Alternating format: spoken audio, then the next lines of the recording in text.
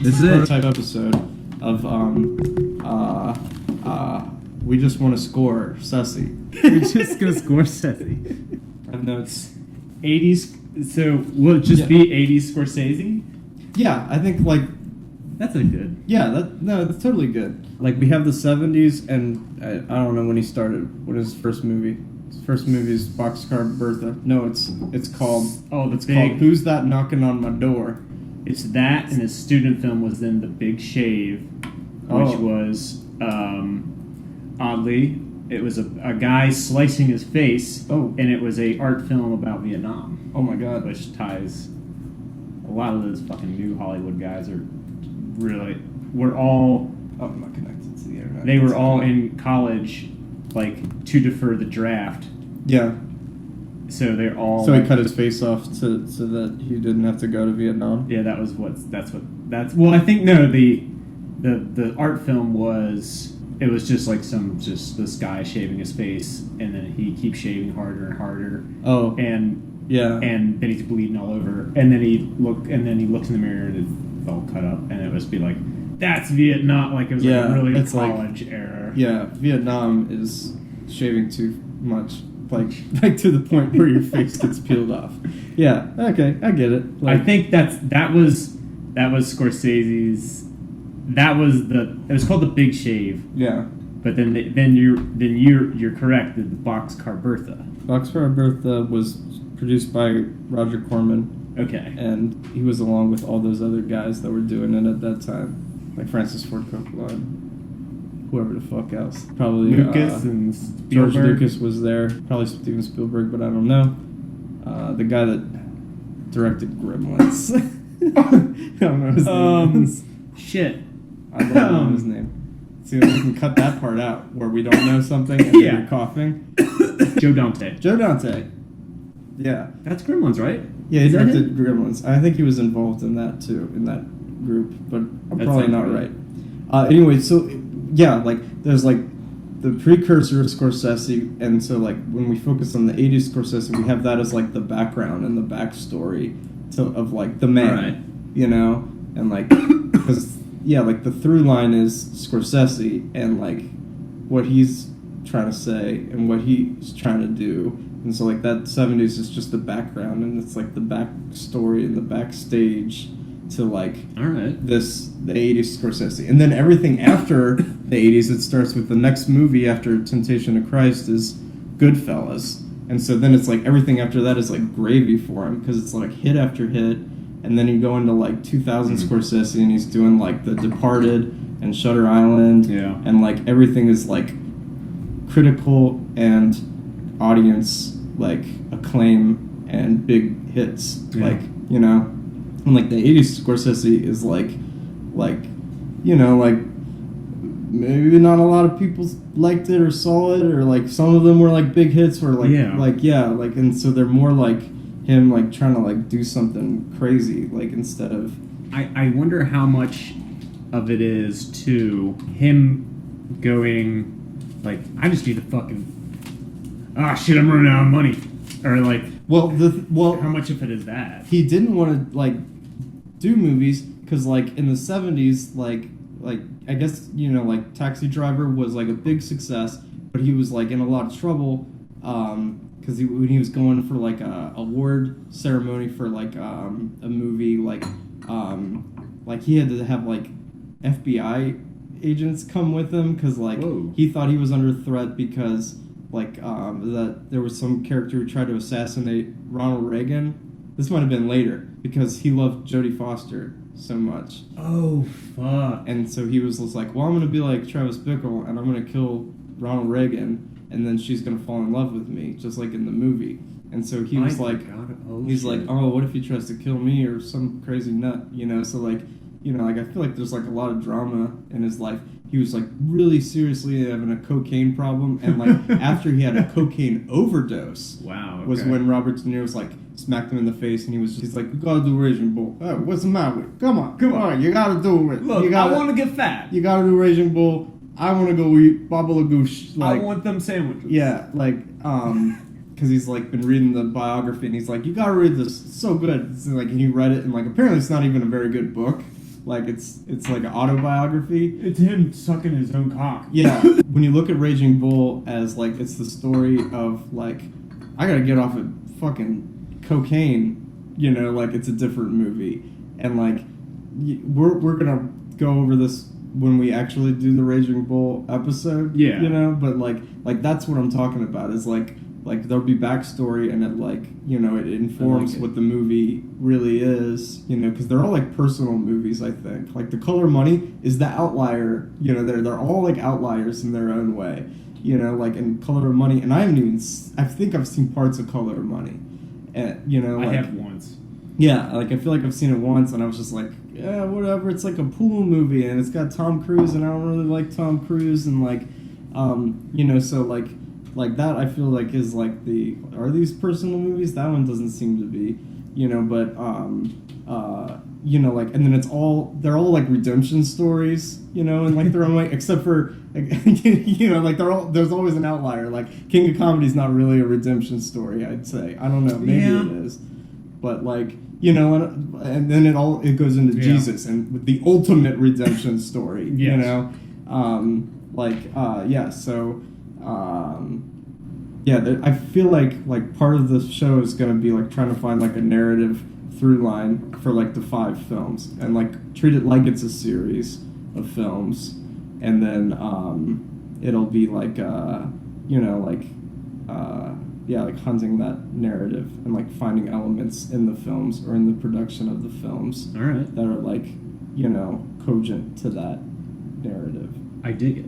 Yeah, because they have like themes, like, and I was taking notes because I was doing research and stuff for all of these. I want to tell you, this is my favorite Martin Scorsese background story, and I'll probably also tell it to John when he shows up. It's so cool. So like when Martin Scorsese was a boy, he loved film. Both his parents were actors. They lived in Manhattan and they worked in the garment district. Okay. But both his parents were actors, and so he was like, I don't know, like, probably like stage actors, but I'm not sure. Yeah, and like his mom and his dad, so like he loved like theater and cinema and stuff, and he would rent movies. Like, and they didn't have Blockbuster back then, so he would like ride his bicycle or whatever to like some guy that like rented out like reels of film. Yeah, and so like I guess he had a projector or something. Like there's like a lot of like parts of the story that I don't fully understand, you know, like who is this guy who's running out movies? How is he watching them? Like maybe he had like an 8mm projector or something like that. It doesn't really matter all that much. Print? Yeah, he would get prints of films and stuff. So he'd get this movie and he'd rent it all the time. It was like his favorite movie as a kid. It's from 1955 and it's called The Tales of Hoffman. It's not Philip Seymour Hoffman or Dustin Hoffman. It's just this guy named Hoffman. And it's like opera, and I watched it, and it's like he would always go and rent this movie, The Tales of Hoffman, and it's like a really beautiful, colorful, it's like an opera, but it's like set to film. It's kind of like Fantasia, like it's the closest thing I can get at, because it's like a bunch of short stories that are like a ballet, and it's like really cool production design and very colorful and stuff. And so we'd rent it, we'd go and rent it all the time, and like it's like, this is crazy. You know, Goyam is always running The Tales of Hoffman, you know? And it's, but there was one other kid.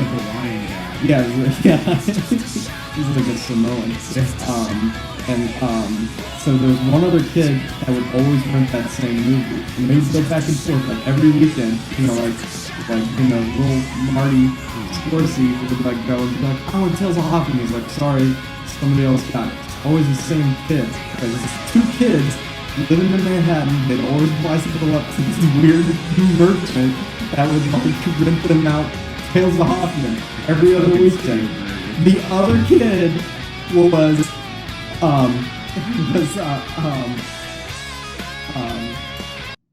John Romero. What? Yeah. Jesus Christ. Is that the name? George Romero. George A. Romero. Yeah. Director of the other zombie. kid was director George A. Romero of Night of the Living Dead, who would go on to make Light Out of the Living Dead. Here, do you want to redo that so we can okay. Because I'll tell the story to John and he'll go, what? And he'll go like, yeah, it's true, I've heard that story. No, but then it really was, so I had to go, I gotta watch this fucking movie. Because it's like Martin Scorsese and George A. Romero would go and rent the movie all the time, and they were the only two kids in Manhattan that would rent this movie from the proto blockbuster. Jesus. Yeah, and it was really cool. I watched it, and like I have it on my laptop. I'll show you a clip. So yeah, that movie.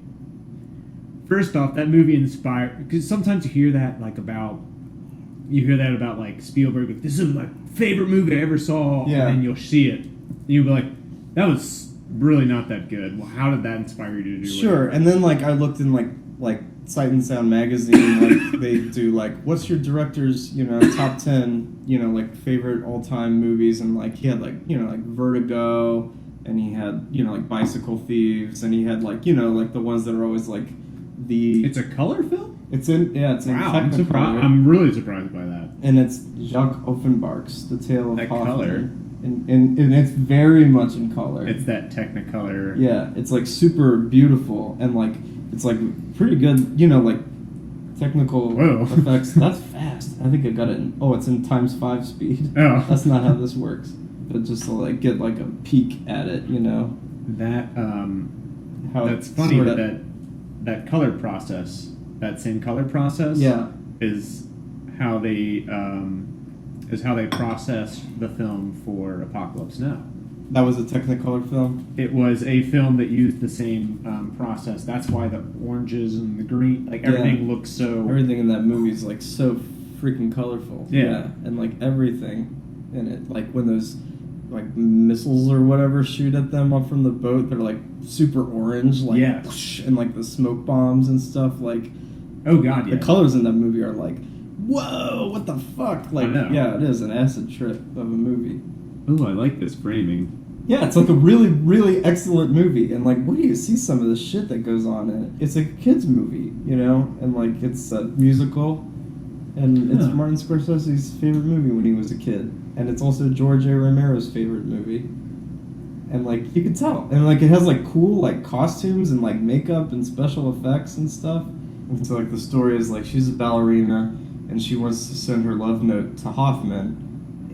But the bad guy interlopes and he steals the note so that they can't meet. And so Hoffman goes to the bar and gets fucking wasted and tells the tales of all the times that his heart was broken.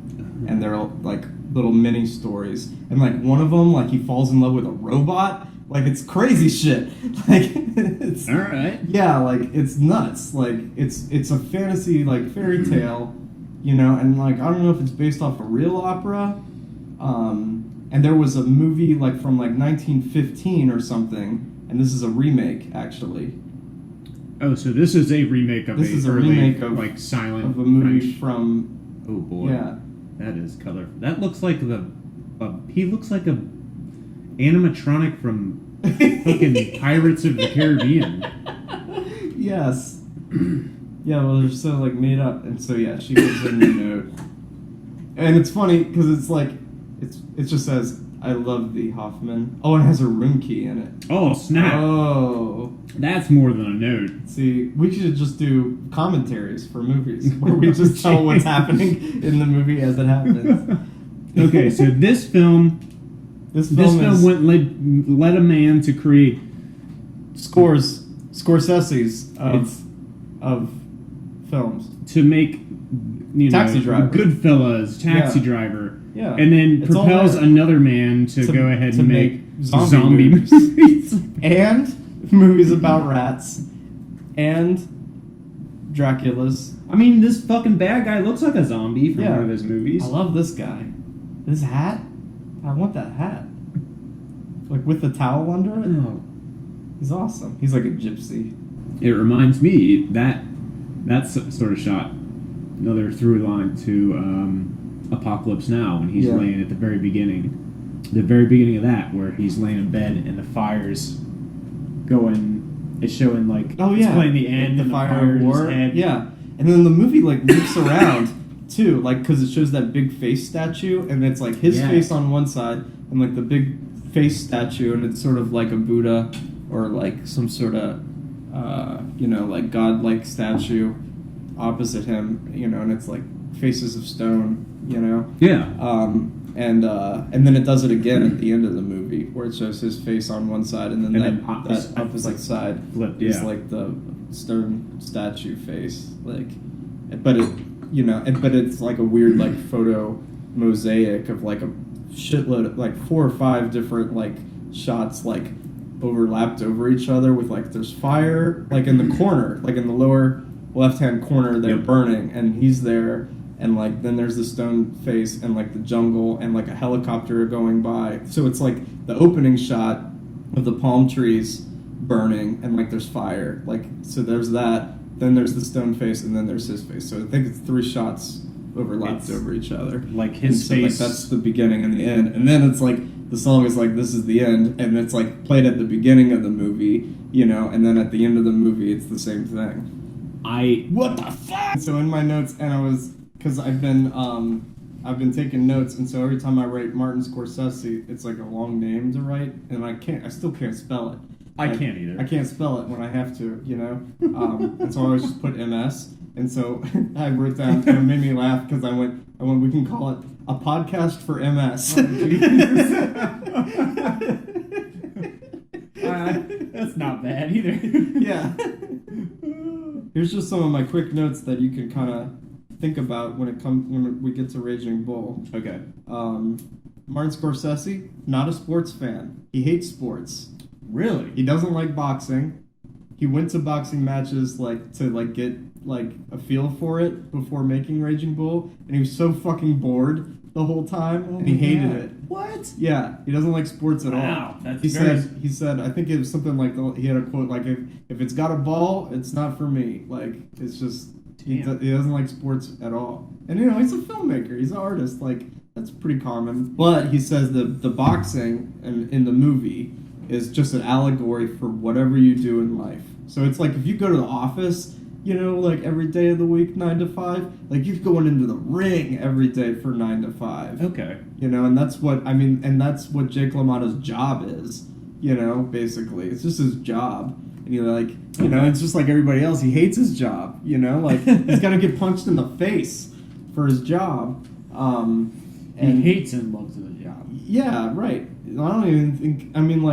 I haven't rewatched Raging Bull yet, like in preparation for this, but I intend to. But I don't remember him like enjoying boxing, or like being like I got a love for the sport or like anything like that. He seems to like do it because it's like the only thing he's good at, I think it's that. I think it becomes that sort of that working class mentality of you're nothing without your job. Yeah. So he's just good at it. Like I remember in that movie because he's like sacrificing so much. There's that scene where and sacrifice could be a through line theme. True. Well, like the through line only is Raging Bull and Last Temptation of Christ. Basically. Self-imposed sacrifice, though, too. Yeah, with like a bunch of stuff in the middle. Did you ever see Crash? No. Wait. By David Cronenberg? Not the shitty... Not the shitty, like, Oscar-winning, like, race movie. Yeah. But there's a movie called Crash by David Cronenberg, and it's about people who get turned on by being in car crashes.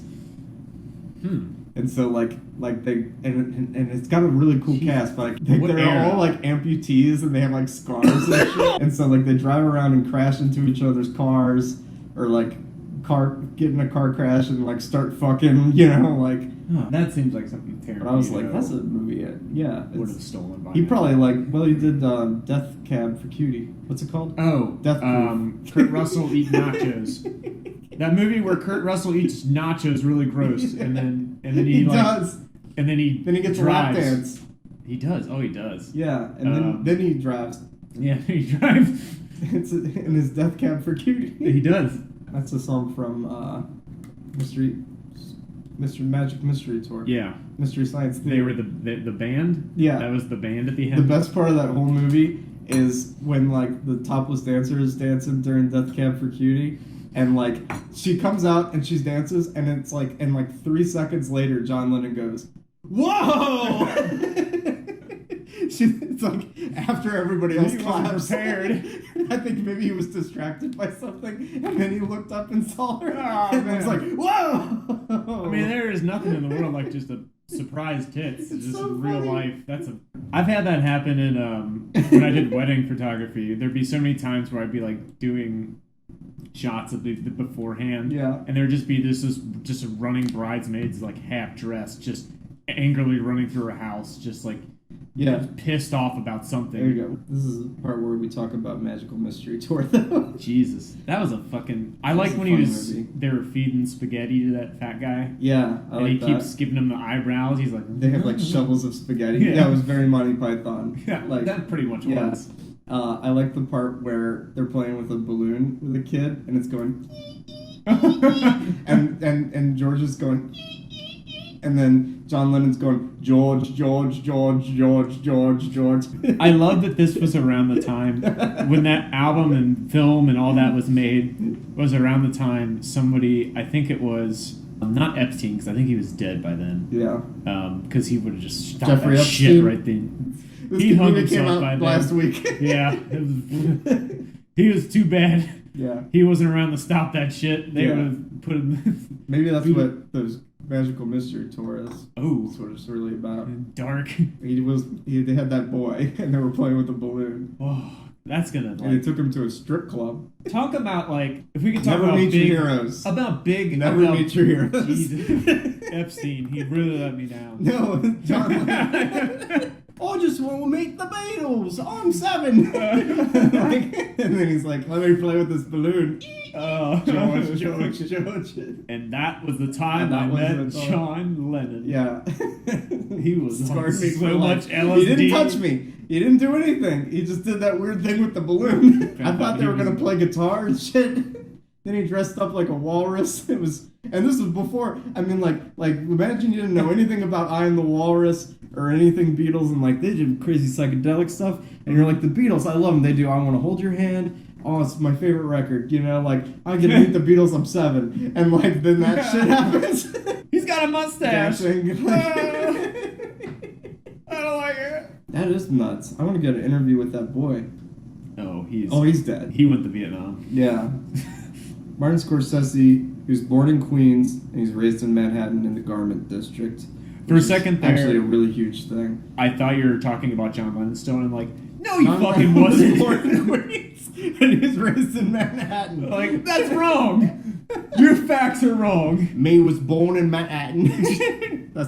That's Sick Van Dyke. Hang on. I was born in Queens. I was Gee. raised in Manhattan. But then I met Yoko. Then I moved to Tokyo. I'll move to Tokyo. I never left. Oh. The end. That would be a much happier once upon a time in Queens. Yeah, so yeah. But he was really into the Italian neo-realism, so I'm gonna look up that shit. That's like Bicycle Thieves. Okay. I want to like do a lot of research on this shit. Like Do Umberto D. we want to split it? Like, where it's like somebody takes the helm at each one, where it's like, so no, we're not all doing research, where it's like, Yeah, I think that's just my nature. I feel like John is gonna be the guy who's gonna be like, oh yeah, it's like that one Steely Dan song, you know? Like, John's funny. You're gonna like him. I had to describe him to Eskimo one time, and she's like, what's John like? And I'm like, he's like a really manic Bing Crosby. This part in Raging Bull, it really reminds me of, this one, like Kinks song. So I think it would be like that. It would be like a pop culture reference. It'd be like this one time on David Letterman. You know, he loves David. You guys are gonna like.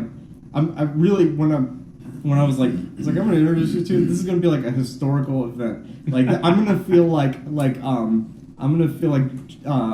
Jamie Eisenberg in Batman versus Superman when he introduces Batman and Superman to each other. Oh, God. And he's like Bruce Wayne, meet Clark Kent. Oh my God. who is who? Am I Batman or am I Superman? That part doesn't matter. I'm the Riddler. He's not the Riddler. Who is he? He's Lex Luthor. So All right, this is the stupid. episode where we talk about Batman versus Superman. It is. Didn't we walk out of that? We saw it together. We saw Justice League. We did see Batman versus We Superman. walked out of there like, I was what fucking the- hammered, And was Artie there too? Artie was there, and we did see it. We were all fucking hammered. Yeah, we got like fucking blistering drunk. We and went watched to it, Bar Louie, and it was like a fucking nightmare, like on film, like. And there was like a part where like Batman like fights like little demon monsters. Did that happen? Or like Batman like shoots like an AK-47 or something at a crowd of people. He does kill people. He does fucking. That's when he brands people. Yeah. And then Superman's like, you can't fucking do that. And if you get branded by Batman, then you get killed in jail, like or something. Oh yeah, it was something. And gnarly. so he's like, I put my mark on you, and that means you're gonna. That was the one where the best part of the movie was Wonder Woman. Wonder Woman was in it. Comes out of nowhere and like Batman's like, "But you see, come with me? I thought she was with you."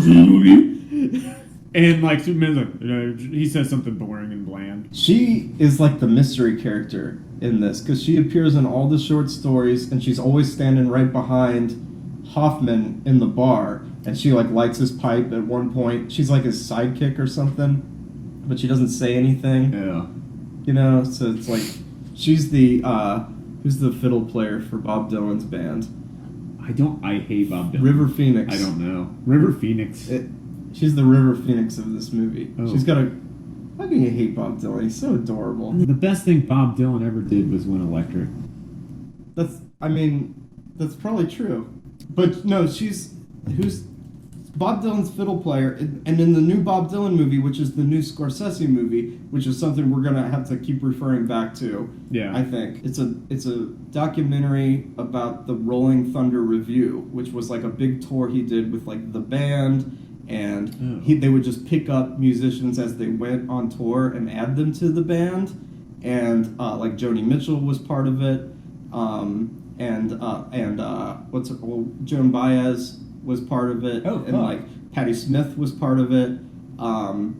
She makes a big appearance in the movie, and it's fucking glorious. Yeah, because she's like really coked up, and she's really excited to meet Bob Dylan, and like it's so funny. She like tells a story about Superman, and like how Superman, like she tells him like a story she read in a comic book, and she's like, and she's Patti Smith in it up. It's like 1971 Patti Smith, and she's like, it's like 1976. That's when this was made. Yeah. Okay. And so all the footage comes from that. And Bob Dylan also directed a film. I thought this was recent. I'm like, damn. No, this gotcha. This is all vintage shit. Okay. And so it's like from 1976 because it's all about like the bicentennial and Nixon and stuff. Okay. It's like all there in the background. And and so like Bob Dylan, while they were on tour, he filmed it and he directed a movie, and it's called Carla and Ronaldo and Carla.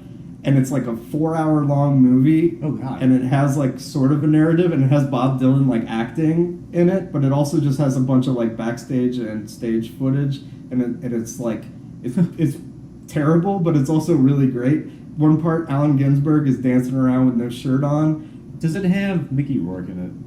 I don't think it has Mickey Rourke in it. Okay, all right. I don't know. He might have been there. I just saw a movie with Bob Dylan that had Mickey Rourke in it, Yeah. and it has like Ronnie Robertson or whatever. You Okay.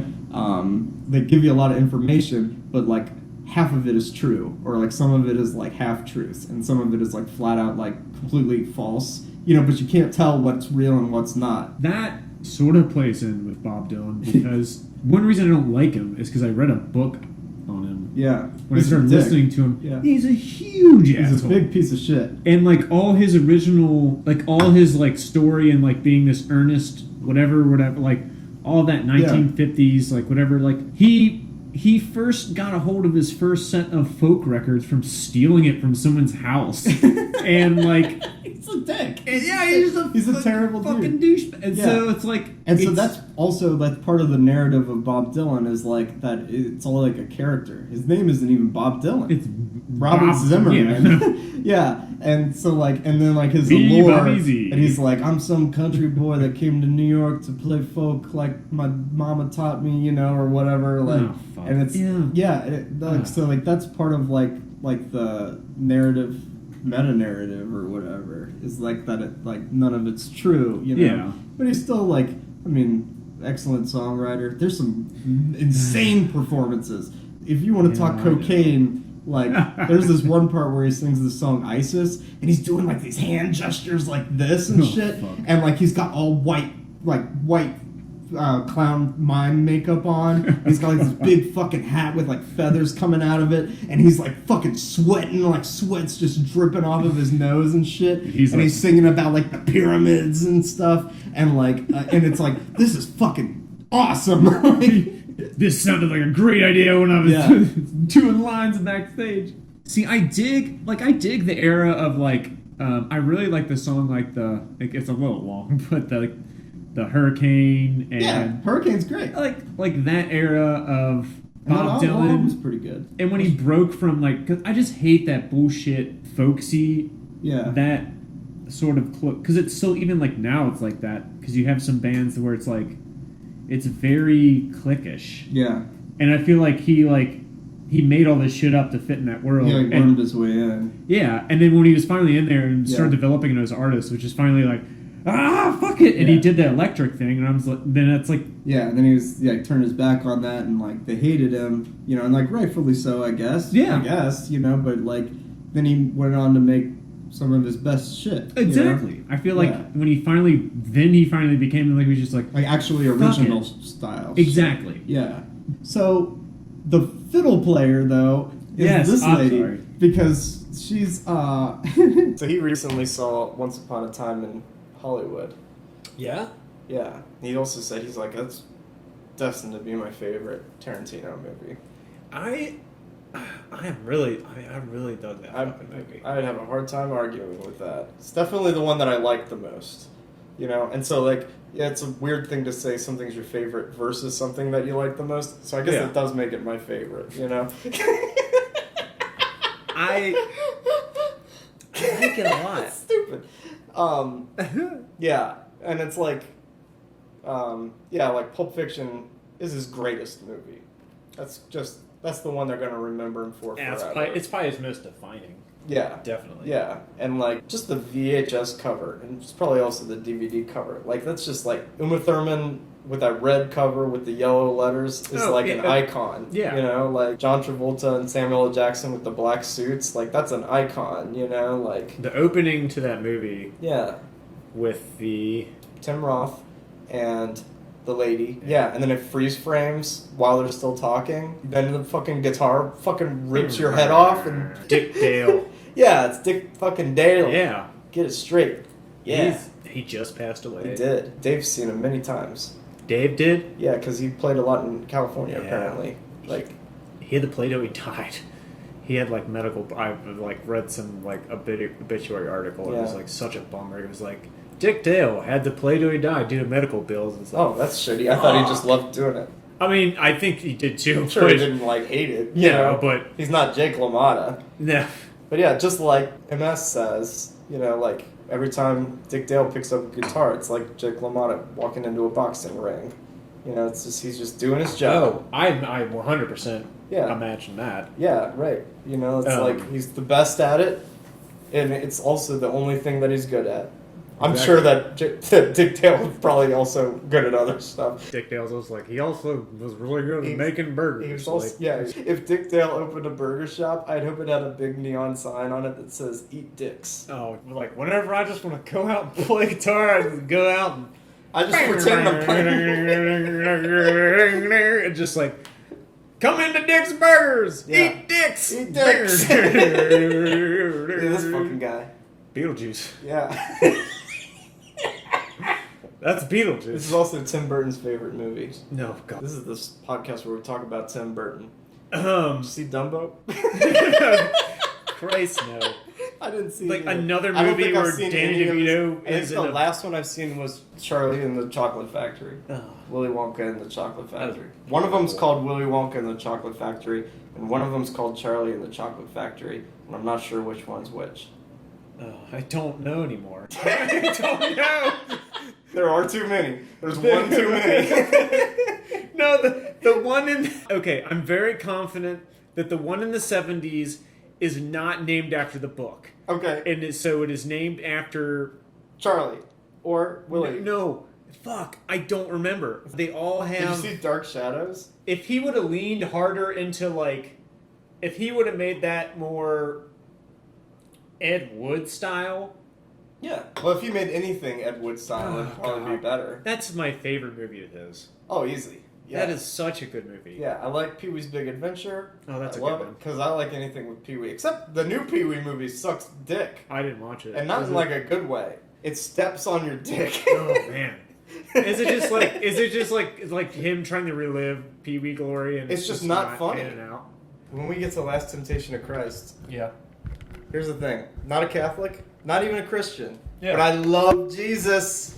I mean, It's the greatest story ever told. the concept. That's a movie. It's It's the name of a movie. the greatest story ever told is people taking what somebody said in a concept and taking it way out of context. The greatest and story- running with it. The greatest terribly. story ever told is that God came down to Earth in human form, and nobody liked what he had to say, so they killed him. It sounds like a Kilgore Trout short story, like, when you synopsisize it that way.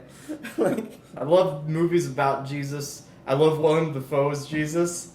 Have you ever seen the fucking torture porn? Yeah, the Jesus Christ Superstar. No, What is it?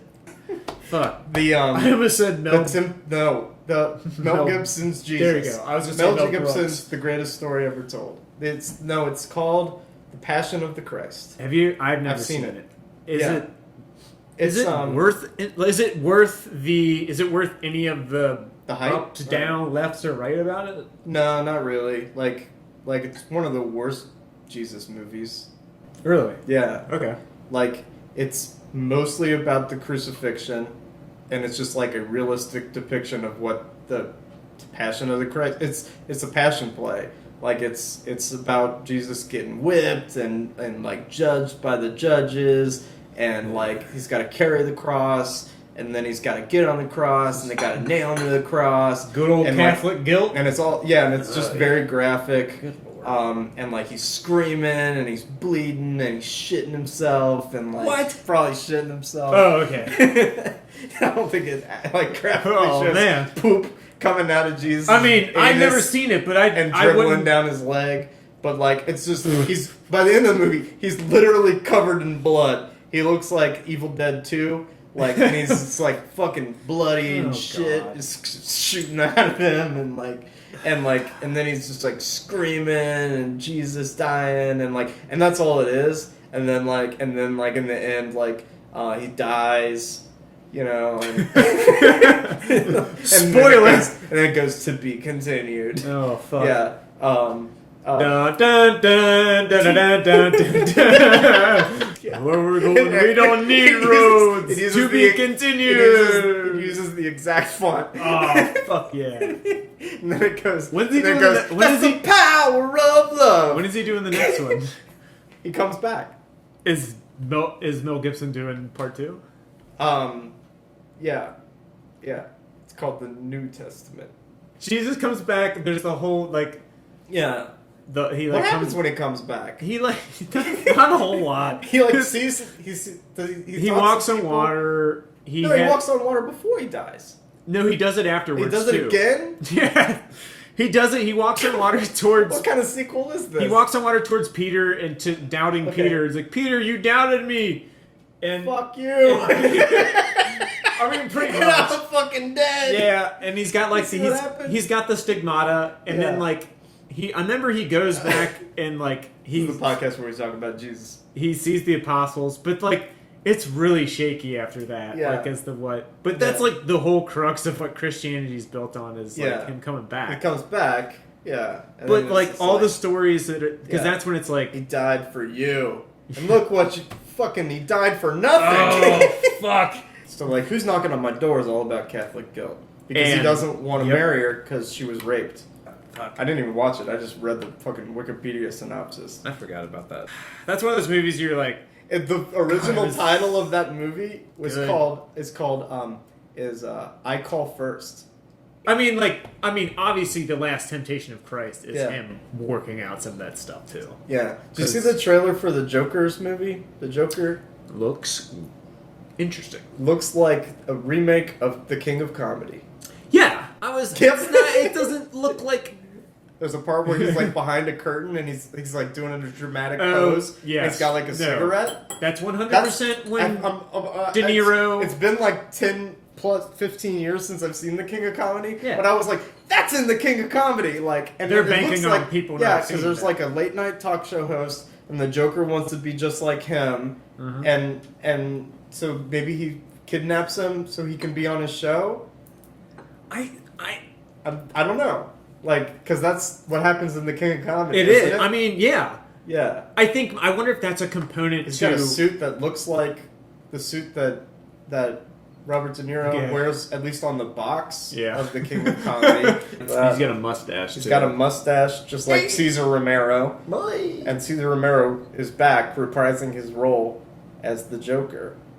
The Joker is like the whole cool part of the Joker is like you didn't know where it came from. Like you never know about. And like I know in like the recent comic book universe, like there's like 3 Jokers, and it's like a. I don't know anything about that shit. It's like the new DC. I'm not that comic booky, but that's apparently like a theory. Is like there's 3 Jokers. That's why they're all so different. It's just a way for DC to like. It's more fun if it's one guy, but he acts like 3 guys because he's so crazy. Exactly. Here's the thing that's going to ruin the Joker movie for you. Oh boy. It's written by the guy that wrote Batman vs Superman. Yeah, I know. And they're just like, oh, I don't want to watch that. Yeah. But so did they think they just? But do you think they just had a shitty script and they're like, because it looks beautifully shot, and it's walking. The trailer looks great. Walking Phoenix. I like him. Yeah, I love him. He's one of my favorites. Yes. Yeah, Walking Phoenix. Okay, yeah. I was like, that's not the one who passed away. No, it's River Phoenix. Okay. Bro. He was the one in Indiana Jones, Part 3. He played young Indy. That was River Phoenix. Yes. Okay. Yeah. Gotcha. Yep. I like him, and he's a great actor. I mean, he looks. If anyone were to look the part that would have been like to just take over Heath Ledger-esque Joker. Yeah. It looks kind of got the same kind of look. Yeah. Yeah. Gaunt and tall and Yeah. It would have been interesting if it would have been like they just took Walking Phoenix and then put it in Nolan's Batman and made he played Joker in Batman Dark, whatever that last stupid one was. Oh yeah. What was this? Was there? Oh my god. With Bane. Oh god, that one. That one was so dumb. Yeah, it was. I like Bane because I like him doing his voice. Yeah. Although he stole that voice from me and Roman, like whenever we would, like it did, like because before that movie, you know, we were doing that voice for years, like because we wanted to write a movie about Milton Bradley. Milton Bradley.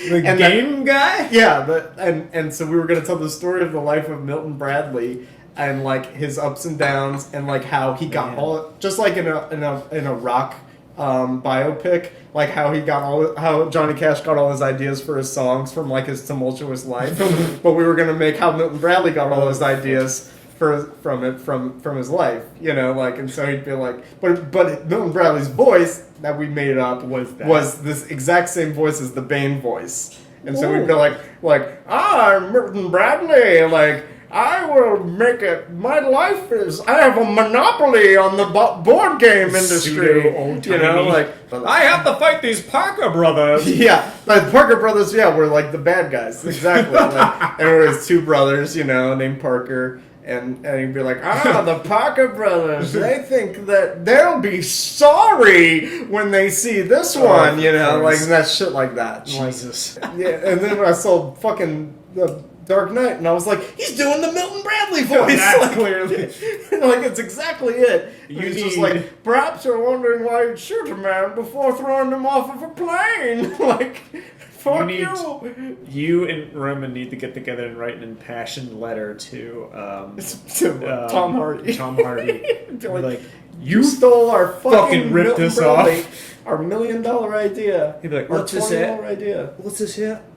This is gone. No, he'd read it and go, these fools think I stole the voice. Like, yeah. I mean, what happened is they just were like... They're like, oh, we're fucked. Yeah, Heath Ledger died, we're fucked. The other gigantic component of Batman is gone. The thing that made the last one we made good, and the thing that we made the last one made popular, is we don't have that. Like, and now what are we going? All we have is Christian Bale. And what are the Batman bad guys? Oh, Catwoman. Hey, yeah, we can do Catwoman. It's a remake of Batman Returns.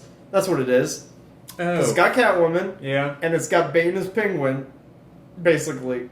And he's like, I'm going to shut off the whole city with my army of penguin rocket boys. I'm from the circus. Batman Returns, I just rewatched that Yeah. recently. Does not hold up as well. Like, Yeah. okay, if you watch Batman, the first Batman, I love that one. Yeah. With Joker, Jack Nicholson Joker. Yeah. The set pieces, the shooting of it, everyone. I like the part where Batman is sleeping upside down. Oh, yeah. But in the second one, you can he's barely in that fucking movie. Yeah. And you can clearly, it was like, Michael Keaton's like, I'm not doing another fucking Batman. The only thing I remember Michael Keaton doing in that movie is when he punches a guy like this, and when he does this.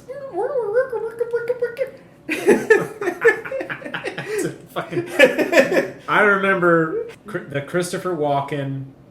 The Penguin they did too isn't like the Penguin, and I just heard someone described who they're like you know who they fucking did, and they just fucked up. It's like they just did Killer Croc, and they just used the Penguin. Oh, you're right. Yeah. And they just because like even like the Penguin's disgusting in that one. Yeah. Like I right. rewatched it and he's so gross. And he comes from the sewer. And he eats fish and he's like a sideshow attraction and like that's not what the Penguin ever is. The Penguin is the flip side in the comics. God. You cracked the code. The Penguin. Oh, good lord! I just happen to have this on my computer. Wow! Oh boy! This is like, part of the video series I'm working on.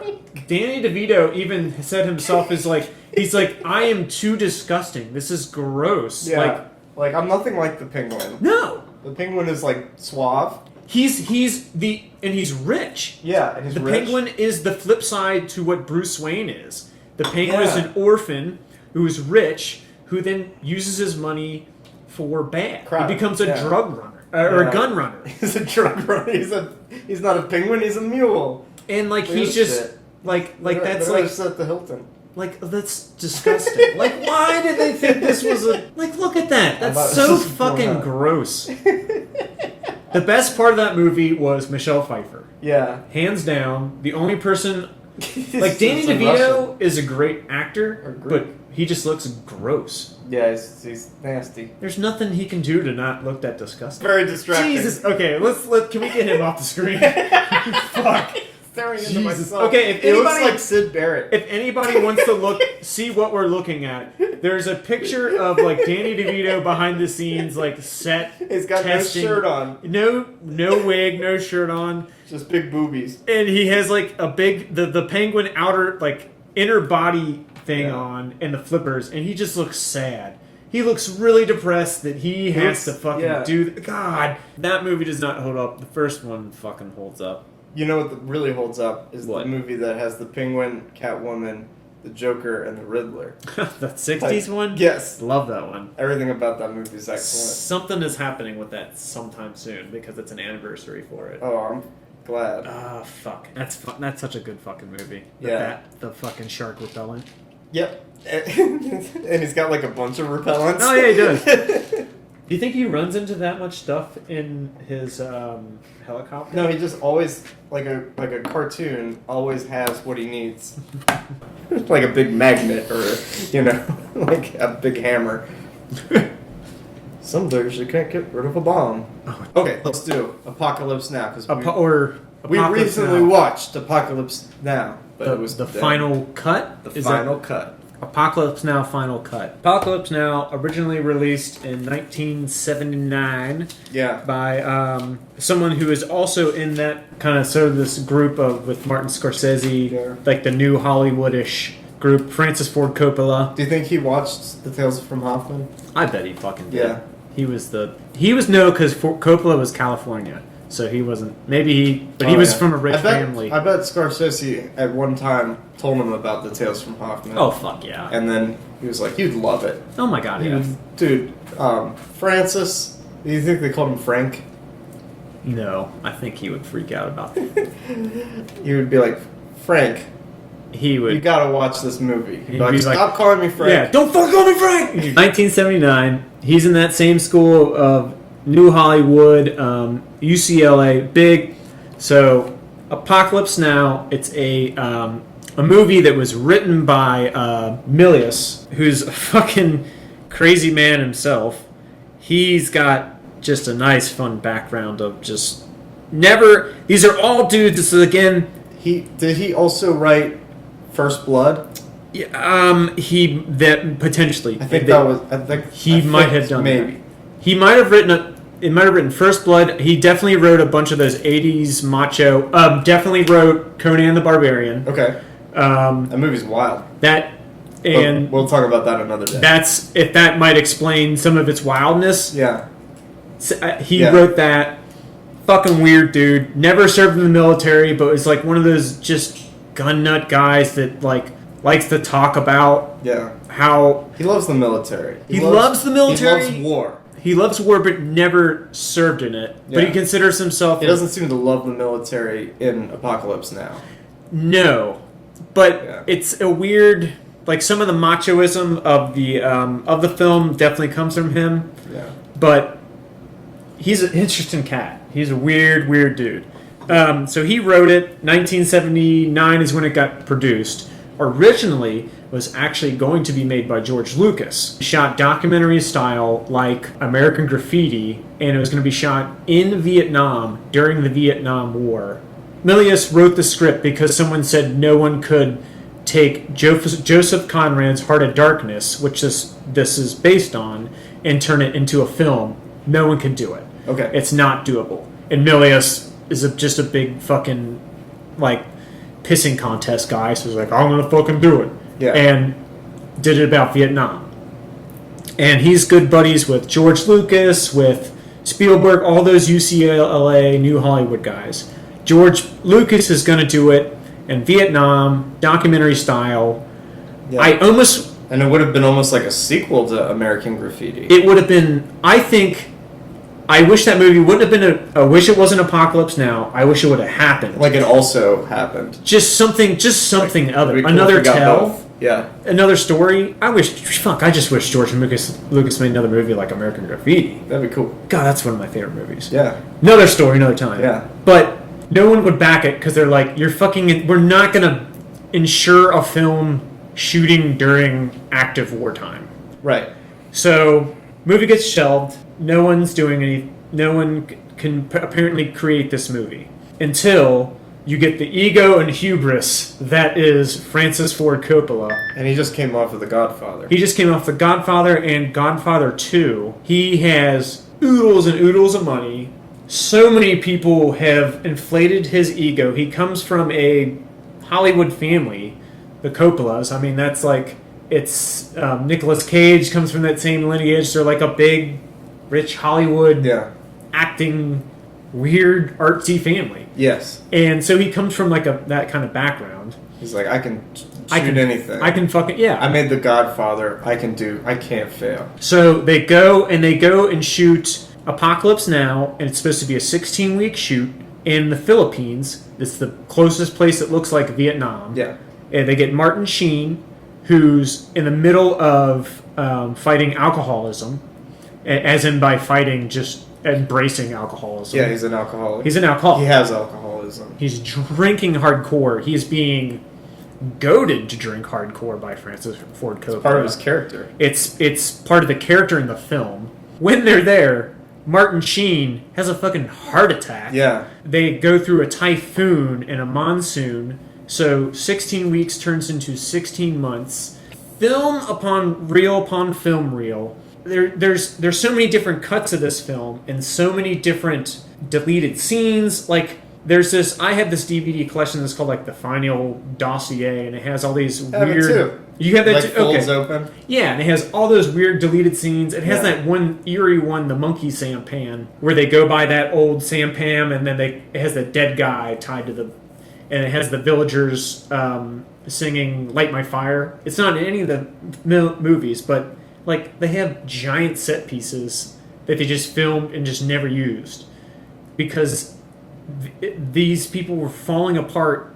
These actors and these Hollywood people that never went to Vietnam just like went there and just created their own Vietnam for themselves. Yeah. And just started embracing the story and just like kind of like sort of working themselves up. Yeah, it's like a mythical version of Vietnam. Yeah, and it works, but whatever they did with it, it works, except for, I feel, some of the editing. Okay. So finally, it gets released, 1979. I think it makes its money back originally. I mean... I'm sure it was pretty popular. It was... I mean, it won the Cannes... The French... What's the Cannes film? The Palme d'Or? Palme d'Or. Okay. It won that, and it... That is probably not how you pronounce that word. Yeah, I butcher fucking... I'm terrible with that shit. Yeah. I'm from Chile, and I'm not going to rise too much. Chevois. I'm from Chevois. I won the Palme d'Or. Movie gets made, released, 1979. Stars Martin Sheen, Robert Duvall. Marlon Brando. Yep. He's Colonel Kurtz. Dennis Hopper shows up. Harrison Ford shows up. Harrison Ford makes a very unannounced as an army as a minor role. Yeah. Yeah. And then Larry Fishburne. Larry Fishburne. So as who we all know today, Neo, fucking what's his name? Morpheus. Lawrence Fishburne in the back of the day was tiny. He was a scrawny dude in this movie. He's awesome. He's awesome. And he was Cowboy Curtis. Okay, shit too. I don't forget his my favorite. Cowboy Curtis. Oh my god, it's amazing. It is. Fucking Phil Hartman and he was Captain Carl. Yeah, fuck's sake. So my stepmom Jean, she grew up in New York. Yeah. Did she go to that film rental place? Yeah, fuck. She was the other kid trying, but she never got that movie. She never became a filmmaker.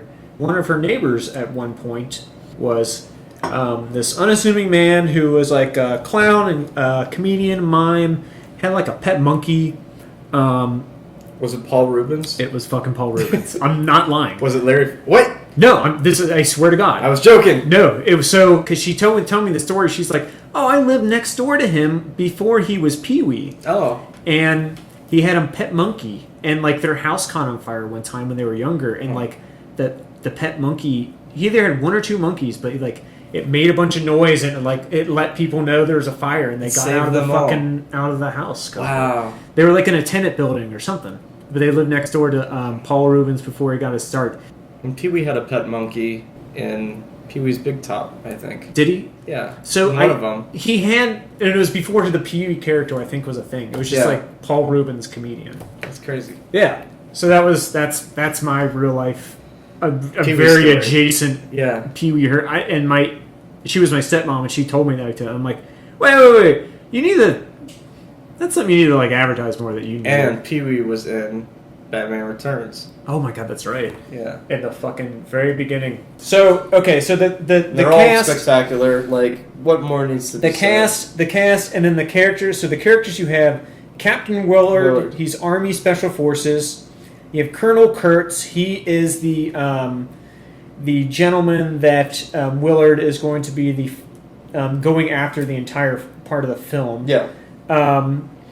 And so the film opens. You have Willard. He's clearly displaying themes of PTSD. And you have that written in bold. I do, mostly just because I was like trying to find ways to quote Fear and Loathing in Las Vegas, the letters PTSD were emphasized. So they're themes of PTSD right from the get-go. Yeah. And that's true, because he like gets scared of his own reflection and punches a mirror and breaks it. Yes. Yeah. Which in behind the scenes in real life, what was happening was Martin Sheen was drunk, and Francis Ford Coppola was taunting him and telling him he's just a pretty face, he couldn't be this role because. And he's all pissed and he's fired up. He's so pissed he punches that's real life. He punches the fucking mirror because he's drunk. He's method acting in that scene for sure. Oh yeah. By that I mean he could see he's clearly actually drunk. He's like doing like sort of fake kung fu tai chi. Yeah. Sort of shit. He's out of his like fucking skull. We've all done that. Yeah. He's in his underwear. He's in very, very small underwear. Very tiny underwear. Yeah. He's got blood smeared all over him from his hand that he's broken the mirror. All over the blankets and stuff. Yeah. They don't even seem to mind that when they go collect him. Oh yeah, that seems very commonplace. They throw him in the shower. Yeah, they've seen this shit before. Like when they go to send a guy on a mission. Yeah, he's gone on missions like this before. Yeah, he's even said, and he talks about this, if that were to happen, if that were true, I wouldn't even be able to talk about it. Like that, like they're testing him to see like if he's able to keep that confidential. Info and exactly. stuff there, by asking him about it, and he's just, he's tight-lipped and clearly he's good at what he does. He says in the first scene, he I have a couple of quotes from him. He says, "When I was home after my first tour, it was worse. I'd wake up to nothing. When I was here, I wanted to be there. Yeah. When I was there, all I could think about was getting here." Yeah. And I think that's a pretty universal, like what a veteran. Oh my God! Feels, yes. And you would know that better than I would. I think that quote right there of the when you're overseas, the whole time you fantasize and you build up home as this how great it's gonna be. Oh my gosh! Yeah. But then when you get back home, you have all the same problems that if you would have had when you left home. Yeah. They could be, but now they're potentially worse because now you've just been through a traumatic experience. Sure. And so, even if you were away, exactly. Yeah, on a vacation, and you got like, well, I just want to go back home. Let's say you go away for college. Oh yeah. And you're like, well, home sounds so great compared to this. Then you go back home, and home is like the mundane. Same thing. It's not the fantasy world that you built up. It's like you still got to fucking rake leaves and take out the trash and shit. Exactly. Yeah. And I think with how he's saying that, and he's kind of just like portraying. He says another like a clear like PTSD thing of always being kind of like when you go over to combat. Or in any sort of combat situation and then come back, sometimes you get stuck into different kind of gears and you can't really get back off of that. And he says something else where he says every minute I stayed here, I got weaker. Every minute Charlie squats in the bush. He gets stronger. Yeah. And so he's even lamenting himself while he's in Saigon. Yeah. He says, like, shit, I'm only in Saigon. Yeah, right. And he's lamenting himself for being in a hotel and getting... When clearly, he's in a shitty hotel. Yeah, right. He's not living it up. No. But he's still self-punishing himself for that. Yeah. Which is just another just clear behavior of just, like, that weird self-guilt of... Yeah. Like, it's a weird, like survivor skill. I need to be out in the field. Exactly. Like, yeah. And it's so... So it's like that's I think one of the things that I think the movie captures. That's the opening line of the movie too. Yeah, I'm still only in Saigon. Exactly. Is that what he says? Yeah, shit. I'm still only in Saigon. So yeah. Okay. And I think that encapsulates the movie. I think the part that Francis Ford Coppola and Milius and all of them what they captured, and I don't think they understood what they captured is they did capture war, but what they captured more accurately, I think, is post-traumatic stress disorder. Yeah. And what happens after being exposed to combat. Yeah. And being exposed to that. Because Willard is already broken by the time we meet him. Sure. We're not meeting somebody that's we're going to Vietnam and this journey that we're going on is going to break them. He's already been there and done that. Totally fucked, yeah. He doesn't flinch in this movie and start to show signs of changing until well in the movie until he gets to the past the Dung Lao Bridge. Yeah. He even then in that insanity he's fine. So it's and, like his dudes trust him, and he does. He keeps like a totally straight face, and there's nothing wrong with him. Yeah, So it's like a weird journey to take because it's not a typical journey film where you're meeting, like they have Platoon or any other movie. They're like showing like, look at this fresh-faced person and look at how they came out the end. So it's an interesting. From there, it's just already an interesting perspective of taking that narrative, and then it's just a narrative of someone who's already broken and seeing how far they can push themselves or how far they can go. I think the movie does a good job of capturing all wars and the aspect of the evils that can happen of it. But what I think it does not capture is like an accurate portrayal of like what Vietnam would probably be like, or Sure. yeah, I think that's true. Yeah. which is Because the first battle scene you see is like insane. it's the closest to maybe It's what probably what the most realistic. yeah. But We'll even say. then, it's Yeah, and it's really blown up, and it's like there's like 100 helicopters, Yeah. you know, and like this.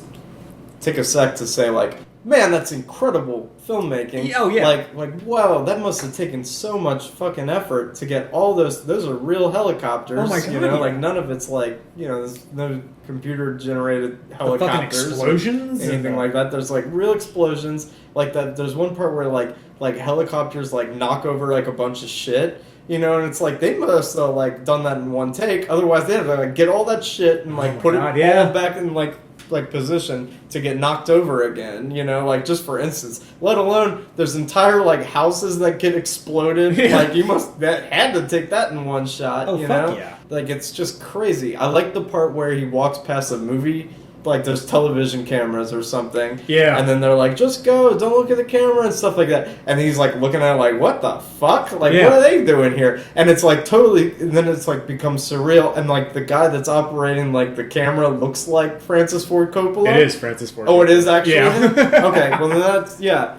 And I was Which just makes like, it even more. yeah, and you're like, that's crazy because there's also like a camera and shit, and like there's a camera that's filming a camera, you know, and then there's like lighting and everything behind them, like, and then they're in the center of like this war and shit. It's wild, like it's like layers, and it like breaks like the reality of it. Like the whole movie's Yeah. like surreal, you know, like it's like a bizarre, surreal nightmare Oh, God, version of war, you know, like when they get to like that one place where like nobody knows what's going on at Oh, all, fucking- and he's like, "Who's in charge here?" He's Yeah. like, "Aren't you in charge?" Like, what Yeah. the fuck, you know? And like the one guy like has like the rocket launcher thing, and like he's been doing it so long that he can like know exactly where to shoot, like without even looking, Fucking like roach. based on like where a guy's like Get the roach. sound is. Yeah. He's called the Roach. Oh my god, I love him even more knowing that he's called the Roach. Get the roach. Yeah.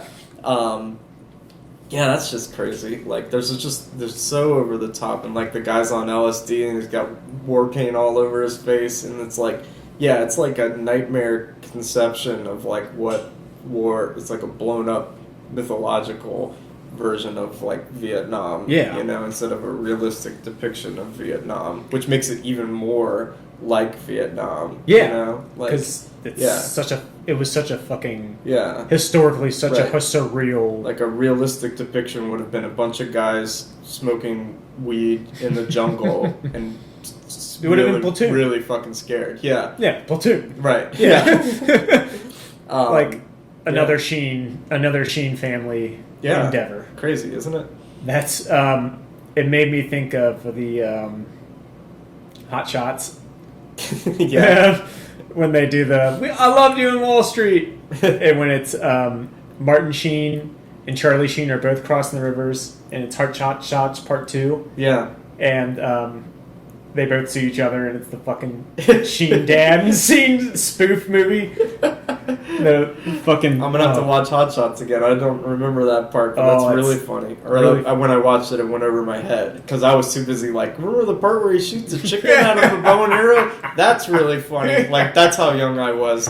Was that called Part Due because Yes. of the redo? Yes. And he's sent to kill Saddam Hussein? Is that right? I forget. We're going to have to do a Hot Shots Part 2 podcast where we watch it and talk about it. Because that's really funny. I would I remember do the part that. where he puts his fists in like a bunch of ice cream toppings. he dips his fist like it's from something because like somebody like dips their fists in like glass. Oh, He yeah. does that first. Like the bad guy dips his fist in like in glass to make his punches like hit him It's in the from face a- with glass. It's from a movie. I think Yeah. it's from like Bloodsport or something. Yeah, and then, Fuck, like- I forget. Yeah, and then he like dips his fists in like gummy bears and like sprinkles. I mean, that movie is just a worse version of what's the fucking one with the holy shit, that's a lot of nuts. What's Kung Pao. yeah. Yeah, Kung which Pao. is the funniest movie ever made. Oh my god, that movie is Yeah, fucking gold. this is the podcast where we talk about Kung Pao. Oh, I like okay. the part where he goes, "My nipples look like milk duds." Jesus, There's so many funny things Birdie. in that movie. Birdie. Bird, tiger, bird. We don't actually talk about it. We just say lines from it. Yeah, that'll be the best part of the podcast Yeah. too. When we quote other comedic endeavors. The funny first parts. rule of Kung Pao is don't talk about Kung Pao. You just say things from Kung Yes. Pao. Chosen one. So knowing Yeah. that this movie is not a one-for-one shot of like this is Vietnam also makes it good because then it's Yeah. not trying to take that stance until I saw an interview with so this is where the movie like takes a hard left where it's like these douchey guys that then believe they've captured Vietnam and what Vietnam is. Yeah. So someone asked Francis Ford Coppola like what he thought like. So do you think this captures the Vietnam War? And Francis Ford Coppola was going up the road and how he could answer this, and he answers it really great, and he answers it just how you would want him to answer it. He's like, this movie isn't about Vietnam. I'm like, he gets it. He gets what his own movie's about. And he goes, then the hubris steps in and he goes, this movie is Vietnam. No! Yeah. Why? And I'm just like, oh, you don't understand. Maybe it was his Vietnam. Like since like the production was so terrible. I guess. But Yeah. I really think that's like that Milius just bullshit where they're like, we understand you. Like, oh. Yeah. The film captures so much interesting, like, what it is, what someone could be, what someone's mind's going through during combat or during any combat in general. Yeah. What it encapsulates while they're going up the river. There's 5 key spots that they kind of stop. Okay. The first one being Saigon. Okay. The second being the village that they attack. Okay. The third one being the Playboy camp, like where they where Like the the- Playboy bunnies get attacked, Yeah. It's like and a they're getting USO the show. the or USO something? show. The fourth one is Dung Lao, that's the bridge, Okay. and the fifth one is Colonel Kurt's compound. So But don't forget the French plantation. So this is where. So we did see the final cut. Okay. Let's talk about that. We brought it up. Let's Yeah. talk about that fucking French plantation scene. Yeah, because I haven't seen the theatrical cut in probably like 20 years or something. Yes. And I've seen part 2 the most, you know, and I've seen Okay. that one like 4 times or something like that. Gotcha. And so and then we only just now watched the final cut, and honestly, I couldn't tell you the biggest differences. The only big difference I can think of is that they don't the playmates don't return. Yes. And that's the biggest difference that I could come up with. I'm sure there's other stuff that was altered, Yeah. either added. I don't think anything was added. Nothing. Maybe like particular cuts, like seats, like shots. And I'm sure that there's a big exhaustive list of like things that are taken out and things that there's a ton. not that were added. Yeah. But I don't remember anything like really significant that was added that I had never seen before. Yeah. No, there was nothing new in this. Yeah. One thing, and this is this probably wasn't added, but it felt like it was added to me because I never noticed it before. Was the soundtrack, which is like really synth heavy. Was that part of the movie before? It was. Okay. Because I never really noticed it before, and I guess maybe seeing it in the theater really brought it home because it's like it's like real prominent, and like I really at first I was like, what the fuck, like this is like some really synthy music going on, and I don't remember there being synthy music, and then and it immediately made me think of like horror movies of that time. Yeah. And I kept thinking of Cannibal Holocaust. Paul McCartney, he is a Cannibal Holocaust denier. Oh, he doesn't think that movie really happened. Or if it did happen, it wasn't as bad as people make it out to be. Like, it wasn't that bad. It wasn't that violent. Like, they didn't really eat those people. People just don't Maybe they ate one person, but not like 7. Yeah, no. It came out in '79, and I thought for a second that it was made. The soundtrack was like, oh man, is this Wendy Carlos? Might be Wendy Carlos, but I think actually Francis Ford Coppola did the soundtrack. It wasn't. I only learned that because I read it on the poster before the movie. Okay, gotcha. Yeah. I looked into who did it like afterwards because I as well, like I remembered the soundtrack in some parts, but I definitely think they remixed it. The sound was 100% remixed. I really like the part where the synth and the sound of the helicopters, you couldn't tell which was which. That was cool. That was super cool. I did like that. But yeah, and then I really liked it because it feels like a horror movie because it's a horrific movie. Oh god, yeah. And one of the things that really was brought to my attention watching it on the big screen is how fucking sweaty everybody is. Yes. It's the sweatiest movie. Like, it made me, like, my eyes water. Like, even in the most comfortable spot that you could be in that movie, which was that general's room with the roast beef and that. Yeah, but he was really uncomfortable there. Oh, and yeah. you could feel how hungover he was. Like, when he's looking at the food. And like that food, and it's like it doesn't look that appetizing to begin with. Yeah. But imagining how hungover he must be, and you're like, like that shrimp. Roast beef and those shrimp, like, and it's just like showing close-ups of the food and stuff, and like everything's got like this real sunlit quality to it, and like that food's probably been sitting out, and I bet that room stinks of shrimp and roast beef. Oh my god, yeah. And like everybody's really fucking sweaty, like because they're in like fucking Saigon, And the sad thing is that's probably the most like home that anybody. Yeah. That's the most civilized. Yeah. And even in that condition, it still sucks. It still totally sucks. So it sets the tone for the movie of like, this is as good as it gets. Right. Nobody seems very interested in the food. Like they're like picking at it, like, and there's like a huge spread of food. And some of there's the cool scene where they're giving him the mission and shit and like. Ooh, yes. Yeah. So you got stuff for that. I have the we sit down for the mission briefing, and the colonel. It's a colonel, some unnamed CIA man who's not in uniform. Harrison Ford, who is just like a random intelligence captain or something. Yeah.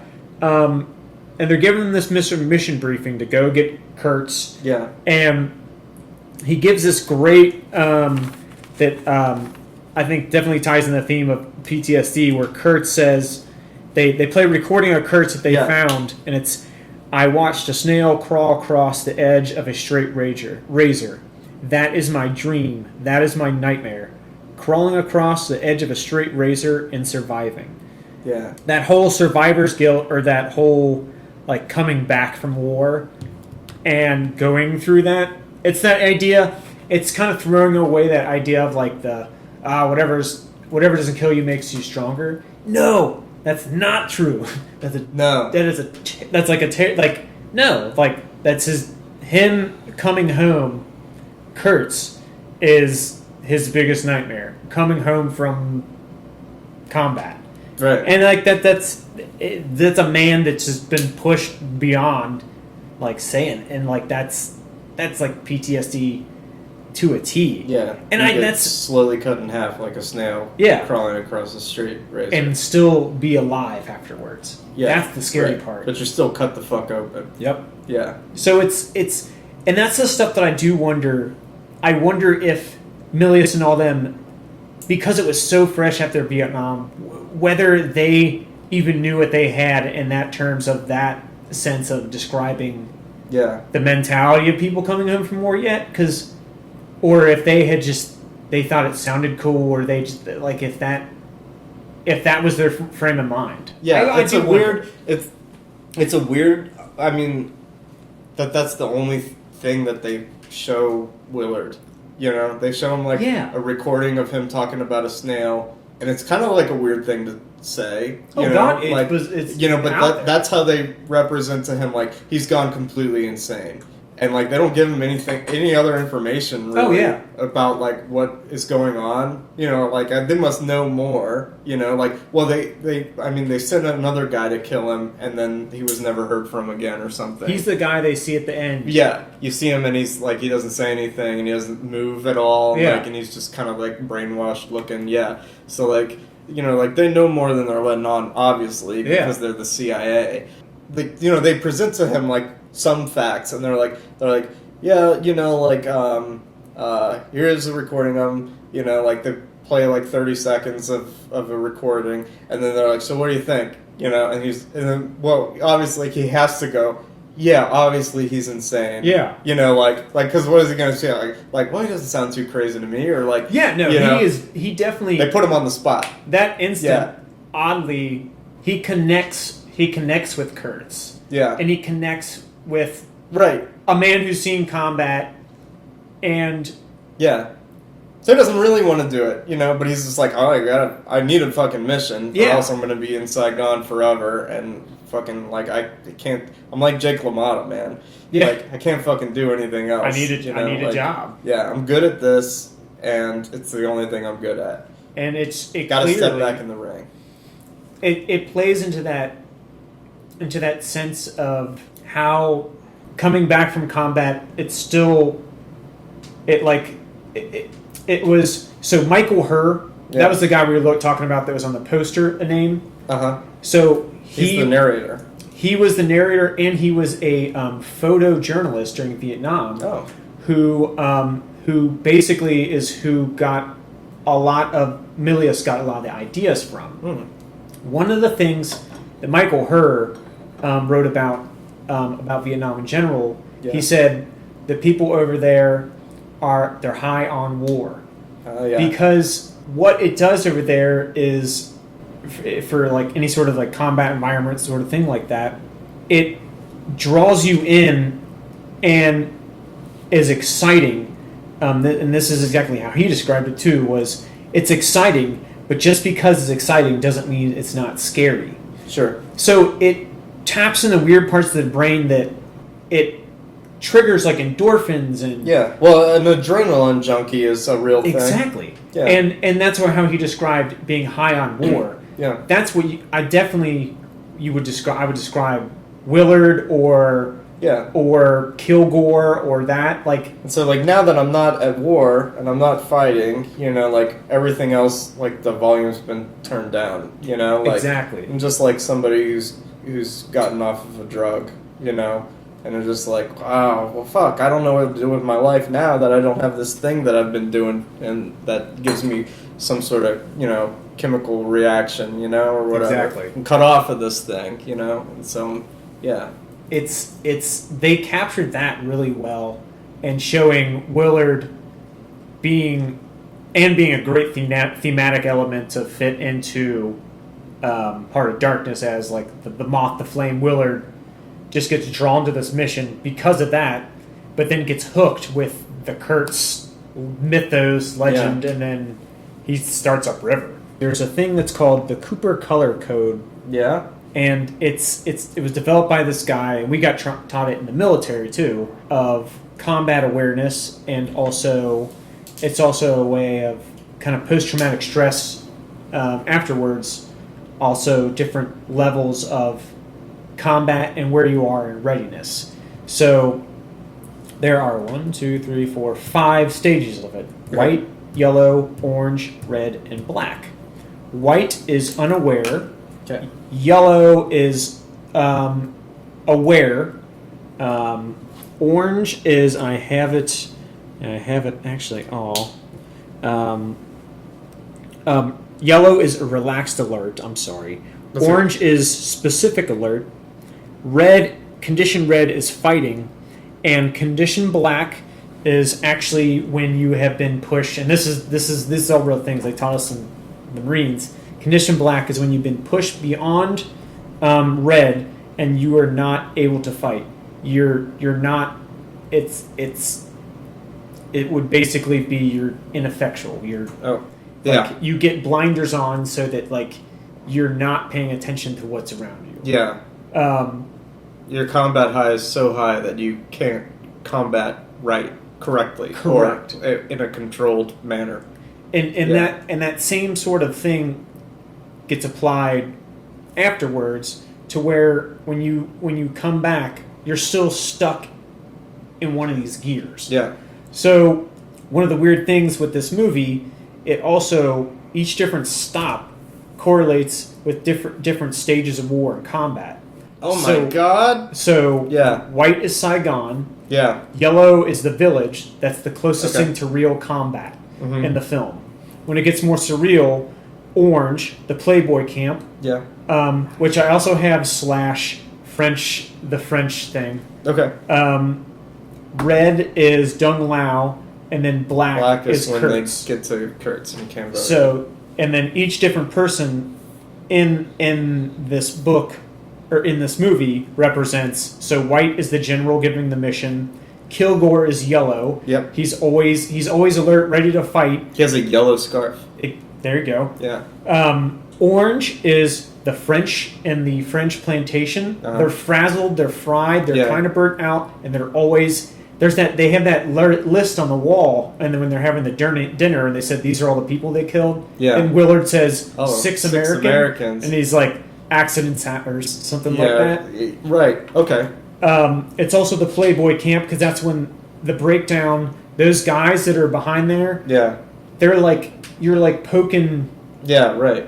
like dogs in a cage. I felt like that whole scene was because they're just all fucking losing it. Yeah. You're like giving them that tiny view of home after these guys just got out of like some combat mission, and they rush the stage Yeah. and just they're And before that, like Willard, like fucking like yanks that Oh my that God, concessions guy out of there, like with almost no provocation whatsoever. oh yeah. You know, like for instance, like everybody's like ready to fight. You know, like yeah. It's Yeah, and they're all trying to get up on the stage to like fuck the playmates, you know, like right then and there, Jesus. you know, and they're like, we gotta get the fuck out of here. Yeah. So yeah, maybe like the return of the playmates just doesn't fit with that, you know, like pacing of that code, you know, because it doesn't really fall under any of those categories. The only thing I could think of how it fits is like if this had really been the final cut. Yeah. If they just would have, and they go from Kilgore to the jungle and the tiger in the jungle scene, Yeah. and then the next thing that they go to is the French plantation, would have made so much more fucking sense. Yeah, and it's also like that just kills the pacing to me. It does. You know, like not just that it's like I was saying after we watched it, I think the only reason it's in there is because there needs to be a beat in between when Larry Fishburne dies and when they get a false attack and then the captain of the boat like unexpectedly dies. Yeah. You know, because that wouldn't there would be a weird, you know, transition. So like there needs to be something that happens in between those two parts.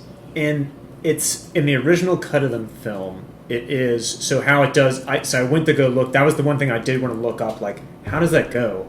It does go from Clean. Mr. Clean gets killed. Yeah. And then immediately after Mr. Clean gets killed, it goes into a scene where they're going down the river a little bit, and then it goes directly into the scene where they get the false attack, Like the fake toy arrows. the fake toy arrows, and then Chief gets killed. Yeah, that doesn't work. You know. The only thing that works about it is that the escalation in madness matches. Because so we're already at this heightened level. We've passed Dung Lao, the craziest place it's supposedly in the conventional Vietnam War. Yeah. And then we go up, and then there's like a French plantation, which if they really are up there, that place should be crazier than Dung Lao. Right. But it isn't. But it's not. And it's weird. It's like a break in the action, and it's like it adds to the surrealism and the fact that it's like, whoa, we're suddenly in like some weird mansion and having dinner and stuff, and like, weren't we just in like the most insane battlefield that the world has ever seen? Didn't our buddy just die? Yeah, didn't he just die? We just buried him. Yeah, and then like they're having dinner and stuff. I liked how it also kind of it also felt like he was hungover and like the sun's in his eyes. Yeah. You know, like while they're having a conversation in French, you know, and like about shit that he doesn't care about at all. Yeah. You know, like, and they don't really want to be there, like, you know, and like, you know, she's trying to fuck him and stuff, and he's not into that, you know, like, you know, and so he's just like, I just can't wait to get the fuck out of here, you know, and like the sun is in his eyes. And like the sun goes down, and then he finally starts talking to her or whatever. Yeah. And then they like smoke opium, you know, and then he just kind of falls asleep. And she says like some like really kind of like on the nose stuff about like you're two people or something like that because you're like a snail that climbing on a razor's edge and got cut in two, you know. Yeah. And so like you know, and then like him and Kurtz, they're like, you know, they're the two halves of the same snail or whatever, you know. She gives that Robert Mitchum speech in whatever that fucking movie where he has the tattoo of love and hate. Yeah. Tattoo is like, you love hate people or you hate people. Yeah. And then he like puts his hands together to pray or something like that. Yeah, and then they took it for and then Spike Lee took it and used it for Do the Right Thing for Radio Raheem. He has love and hate. He has the big gaunt. Oh yeah, he has him on his gold rings. Yeah. It's that same thing. Oh yeah, right. But and like, you know, the duality of man, you know, like it's a common theme. Yeah. I feel like that was like you said, it was the most on the nose. Like the whole movie was saying that. You didn't have to say it. Yeah, they say it out loud. Yeah, it's weird. It also is like sort of just like a bummer because I thought the recut when he was like, I'm like, oh man, so he's gonna cut out the French scene because then that's what makes this movie about any war. It's not about Vietnam. Yeah. But then like seeing it and like, oh, he just reinforced that. Oh well. Yeah, you can't have it all. Right. But seeing it in just glorious IMAX and the colors and the movie looks magnificent. Every single frame of it looks like it could be a award-winning photograph. Oh God, yeah. You know, and so then he goes to black and he ends up in Brando's camp. And like this to me, like also like is when like, you know, and I think of the ideas that it's confusing too, you know, and I'm not like confused about really like what happened, you know, like he meets Dennis Hopper and like he's like a fanatic, you know, and he meets the guy that was supposed to kill him and he's like brain dead, you know, and he's like a follower and he's got followers and stuff, and then, you know, his buddy Lance, you know, like is like starting to become a follower. You know, he's dancing around the sacrificial cow. He had taken his last hit of acid earlier. Yeah, he's fucked up. Yeah, and he's burns out and like, you know, and like a lot of it really kind of felt rushed to me. You know, like I don't know, like it's a brief part of the film where like Martin Sheen is captured. You know, like, he's put in, like, a little cage thing, and Dennis Hopper's just kind of talking to him, like, nonsense talk, you know, more or less. And, like, he's kind of hanging out, listening to Marlon Brando talk a couple times. Brando has decapitated Chef, and he has makeup on, like, Lance. Yeah, it was exactly like that one scene, Lance. He's doing funny shit, you know? Then they're having a party where they're going to kill a sacrificial cow. Martin Sheen comes out of the water or the mud and kills Marlon Brando, and then they leave. But that's after Willard has that. He's like, I stayed there for weeks. Oh, he stayed there for weeks. He was just like sitting in with Kurtz and listening to him. That was lost on me. It seemed like he was there for maybe like a day. I think there was stuff that was cut out. That's why I wonder where the film, like, Brando's awesome in it, and he plays crazy fucking great. But I wonder if because he was so unwranglable that like they just couldn't get what they. Maybe, yeah. But then it also shows that like when he gets at that whole end of that journey, then he gets to crazy, and he gets to Kurtz, and Kurtz's whole thing is like the speech where he's talking about the arms getting cut off. Yeah. And that's when he realized it's how brutal you have to be.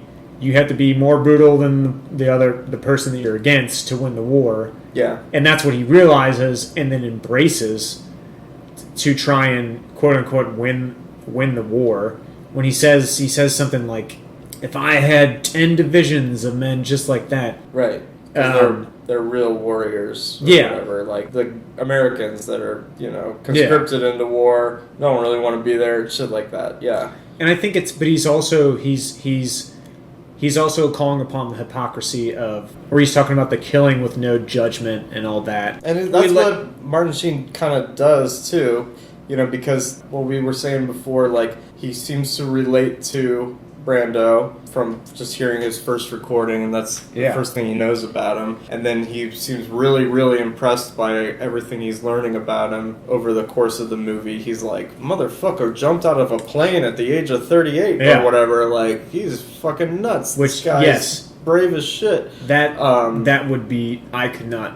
I'm 33 and I can't fucking I ain't imagine. jumping out of a fucking plane. I wouldn't go through. So airborne school is also right beyond just jumping out of a plane. You have to do like a lot of running and humping and like stupid he bullshit. says he did that shit. Like he did like some sort of crazy like training course that like men half his age can't even do. Yeah, fuck that. Oh, good lord, no. Right. Yeah.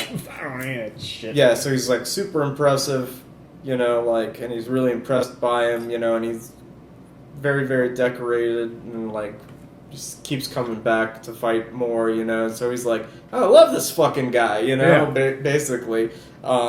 He meets him, and like he's like, oh, he has gone fucking crazy, and he's, like, I see no method at all. Right? Yeah. But he doesn't kill him because he thinks he's gone crazy. He's killing him because that's his mission, And to put him out of his misery. That too. He's like, well, there's no other logical end to this. Yeah. Like I'm not going to be able to like rescue him or something. They want him dead, and I've been sent here to kill him, so it's like that's what I'm going to do. He just hasn't gotten around. Or he hasn't been able to, find a good opportunity for it. Or whatever. He's been captured and shit. And plus, they're surrounded by his like followers. Like he's like, I kill this guy, they're gonna kill me right away. But he kills them and without judgment. Because it's just his mission. So he is one of those guys. He is one of the guys that would have been in his 10 divisions. Oh yeah. So he's a perfect soldier. And he clearly like when he walks out there. Yeah. Those people were like, okay, we're ready to follow you now. Right. Like you're like, you killed the leader, so now you're the leader. Yeah. Because then when he sets down after he kills Kurtz, puts that axe, and he throws the axe down. He throws that down. They all set their weapons down. Yeah. And then they leave. Yeah. So what do you think he's gonna do next? Fuck. He's got his files. It looked like he took Brando's writings with him or something. I'm not sure if that's what he did or if he just has this dossier that he's been carrying around. I think what I gathered from it, I think he's going to go back and he's going to tell Kurtz's story of like, this is what we really did over there. Because the whole juxtaposition of when he's getting killed and he's saying the whole, we allow him to drop fire on people, but they can't write fuck on their helmet or something. Yeah, and that's the whole juxtaposition where he's saying we're all in this war. Yeah. Just because I've gone to the farthest extremes of what this war is, I am no different than Kilgore. Yeah. I am no different than Dung Lao. I'm no different than the general. They're all at different stages of becoming the same, or going down the same color code. Exactly. Yeah. Willard says a line, he's like, shit, sentencing someone to death out here is like giving speeding tickets in the Indianapolis 500. Right, yeah, he says something along those lines. And yeah. it's like, and that's... because they're all killers. So I think Willard from that, I think that's what he sees in Kurtz, where he's like, Willard has already gone to red. He's been to Dung Lao. Yeah. And what he sees in Kurtz is someone who's gone beyond Yeah. that. And he goes towards that, learns what he can from Kurtz. Yeah. Still is like, he's fucking crazy and he's evil. Yeah. Kills him, and then but when he goes back, is going to tell the story.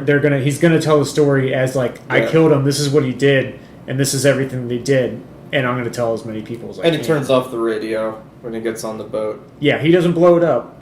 He doesn't. He doesn't blow them up. Right. He leaves them to their own devices, I guess. You know, So- they're probably all gonna die like within a week. Oh, yeah, I mean, just fucking bodies hanging all over the place. They didn't seem to have a good system of No, I see no method. Yeah. Dennis Hopper takes over. Yeah, right. I like that the radios. They're called Almighty, so he's like, they're God, you know, and so they're like, this is God, this is the Almighty. Like, do you read me? And he's just like, shut up, God. You know, like it turns the radio off. So it's, you know, that's also, I guess, a little on the nose. But it's just like, he's just like, well, I'm not going to listen to anybody. I'm not going to listen to you, who are the top authority. I'm listening to myself. Yeah, I'm listening to myself, and I'm going to go back down the river. You know, because it's like the river, it's all heading in one direction. And so going against the river is, I guess, what he's choosing to do now, and he's coming out of the black. And that's I think, where it's also a good allegory for any war, where it's going there. And at the same time, we go back to that image of him, you know, superimposed against the statue, one on either side, and, you know, like, he's stone face, you know. So I've heard people say they complain that Willard has not gone through a journey, really, from beginning to end, that he is unchanged from beginning to end. You don't have to have that happen for a story to be good. But I argue that he definitely is. Yeah. He seems unaffected from until anything interferes with his mission, up until like once he gets past Dung Lao and gets to Kurtz's camp, where he's gone to combat and things that he's never been experienced at. Like when he's tied to the tree and he throws Chef's head there. Yeah. And he's he's crying. Yeah, and he's like really, really screaming. Yeah. Yeah. So he's definitely affected and changed, and he's clearly different. Yeah. When he's walking down those steps. Yeah. And getting back in that boat and leaving. So something's changed, but he understands himself better at the end of the film than he does at the beginning of the film. Yeah. And that's a big enough change. Exactly. Yeah. In the book, this would be the one. The other thing. Here's the book. In the book, how at the at the very beginning of the book, how it begins. Yeah. But it begins with old Willard. Basically, they're moored in London, and he's an old man. Okay. And he's regaling of his times of, did I ever tell you about when I was an inland sailor and I was on this boat in Africa? And thus begins Apocalypse Now. So I was almost, I know you couldn't do this, and this would be probably ruin it because Coppola would fuck it up or something. Yeah. But if he wanted to be like Mr. Final Cut, you get Sheen now. Oh. And then you do some weird burnout scene of Willard, Vietnam vet, old man, talking about, like, did I ever tell you about my last tour of Vietnam? Yeah, my last mission. Yeah. And then it opened. That would be one way to do it, yeah. And that's how the book traditionally opens. The narration is happening, is not in past tense, though. Yeah. Yeah, he's telling you what he's thinking as it's happening. True. That's one thing. Yeah. And then you would kill the best opening. Yeah, of any right. film Sure. Old Martin Sheen. Let's. The final cut. We would have been in the movie theater like, what the fuck? Terrible. You know what would have been really great if they ruined the movie. Oh man. Put some yeah. CGI fucking helicopters. Yeah, I like that. I like the color code thing. That's fucking great.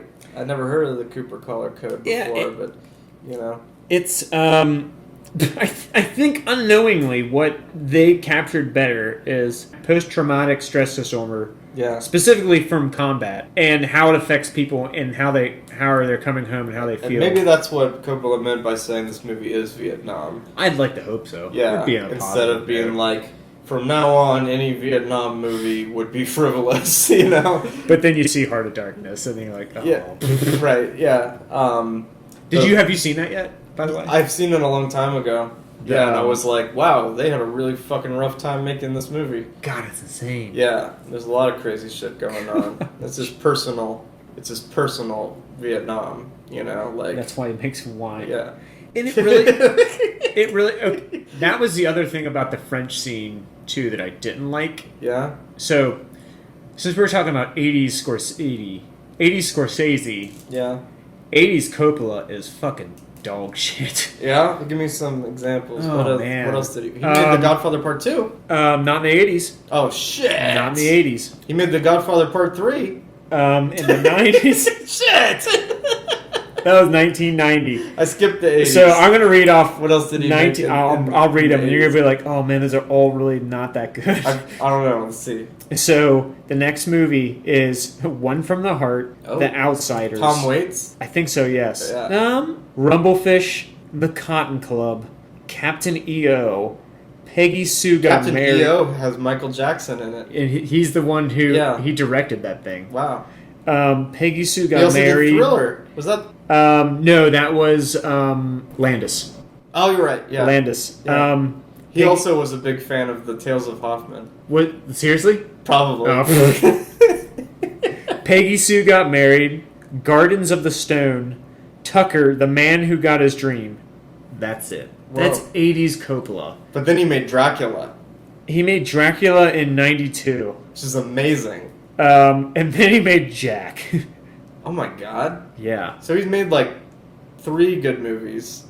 4 good movies. He made The Godfather Part 2, This movie, Apocalypse Now, this movie broke and Dracula. him. This movie fucking broke him. He made The Godfather. The Conversation's really good too. Gene Hackman. I still haven't seen. That's one of my movies, and for first-time listeners, and this is the first episode. Jesus, this is gonna be Mona listening to this. Yeah, well, pretty much what I'm doing is I'm recording these basically for my own posterity. That's cool. Yeah.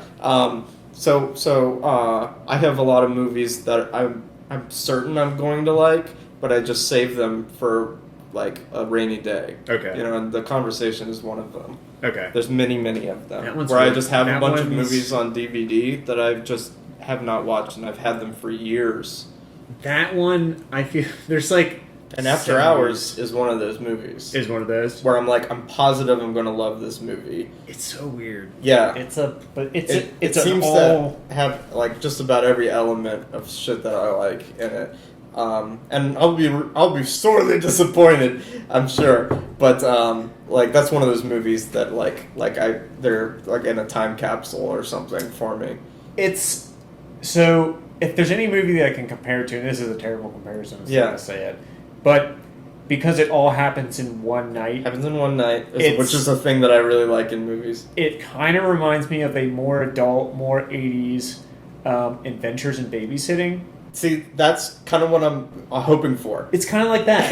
Yeah. No, that's what it's kind of like. Where it's like a sort of episodic. Yes. You know, like yes. It's like now we're at this thing. Yeah, and it's like, oh, now we're in the blues club and we have to sing the blues. Yes. You know, now we're fucking like at the top of the Sears Tower and the girl's hanging off of it. Like now, like a bunch of other shit happened in between. Like my friend got stabbed in the foot in a subway fight, and and it's the first time I'd ever seen somebody say "fuck" in a movie, and it was awesome because I used to watch that movie at my grandparents' house like all the time. That was, I think that was introduced to me by Kelly because that was like The movie or the word "fuck"? the movie. Yeah. The because that was like one of it was like yours and hers and Allison's. Yeah, like we grew up on that movie. Yeah, like because that we had like, a a bunch of movies on VHS that we'd watch many times. I Or see. every I'd time. never seen it before that. Yeah, and like Nana loved that movie, you know. Really? Yeah, and so you know, like we would watch it with her, you know, like you know. That's a weird. She loved it. She'd be like, I love when they have to sing the blues. I love when they say fuck. Like, I love when she says fuck. Oh my god. That movie's really fucking crazy to show to children. Like, it That has movie- children in it, and it's, you know, it's definitely, I mean, it's PG, you know? But it would not be now. No way. No. Like, There's no way that would be PG. That would be pushing PG-13. the only way you could make that movie now is to make it more mature and make it R. There was a movie with Jonah Hill. It's like pretty much just a ripoff of Adventures in Babysitting, where he has to babysit Yeah. for some kids. I saw. And like, yeah, and like it's pretty lewd, and that's probably R rated. I'm pretty sure that was just them trying to reboot. Yeah. Babysitter. It wasn't called Adventures. It was called like The Sitter. But it was something pretty much just Like Adventures that. in Babysitting. Yeah, it right? was, yeah, pretty Yeah, much. okay. Like, and he's trying to like meet up with his girlfriend or something like that, or whatever. Like, a bunch of adventures happen to him while he's babysitting. Gotcha. It's another Yeah. movie that does that really well. That is actually another top. Probably say it's probably top 20 Yeah. for me is The Warriors. Yeah. That one night. Where it all happens in one night. Yeah, and you got right. Then And you it's get also from thing to thing to In thing. New York, like Adventures in Babysitting takes place in Chicago. I'm assuming that After Hours takes place in New York. Yes. Oh yeah. So I like movies that take place in New York. I like New York movies in like the 70s, 80s, like grimy, gross ass, Yeah. like fucking run down. Everything is like shit, post apocalyptic. New York. Pre-reform New York. Yeah. Pre-Giuliani and shit. Right. I like that. Like I like movies that have like a large and diverse and bizarre cast of characters. Yeah. Which After Hours seems to have. Like there's like every element of it is something. I like a dark comedy, you know, Yeah. which is what I think that After Hours is. I don't know. Like it seems like it's a movie that like I know I'm gonna like. It's, you know. that one's gonna be a good one. Yeah. You know, like yeah. So that's on one of my movies that I'm like when I heard about it, I was like, I'll get this movie, and then I'll like. You know, I'll watch it when the time is right. And clearly the time is right because we're doing a fucking podcast about it, you know, and I have to talk about it. If heaven would be like 80s Scorsese, Yeah. hell would be 80s Coppola. Yeah, they're fucking So Kurtz bad. and Will are two sides of the same snail cut in half. PT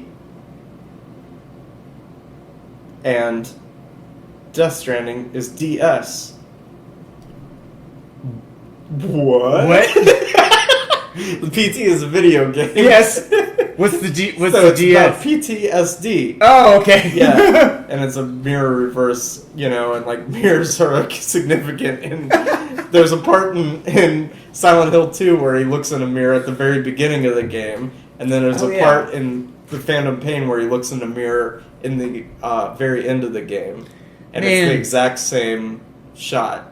Do you think if he would have had more time, he would have finished that game? I think it's intentionally unfinished because it's Yeah. about a guy with a missing arm, and they all have fucking limbs missing. True. And even Ocelot later on has a limb missing. Yeah. And it's about how the cycle of revenge is, you know, it never has an ending. You know, so the game doesn't have an ending. You know, and like so That's it just true. repeats its shit over and over, and like even the online aspect is you do the same thing over and over and over, and like there's no end to it. Like they're still trying to get rid of all the nukes.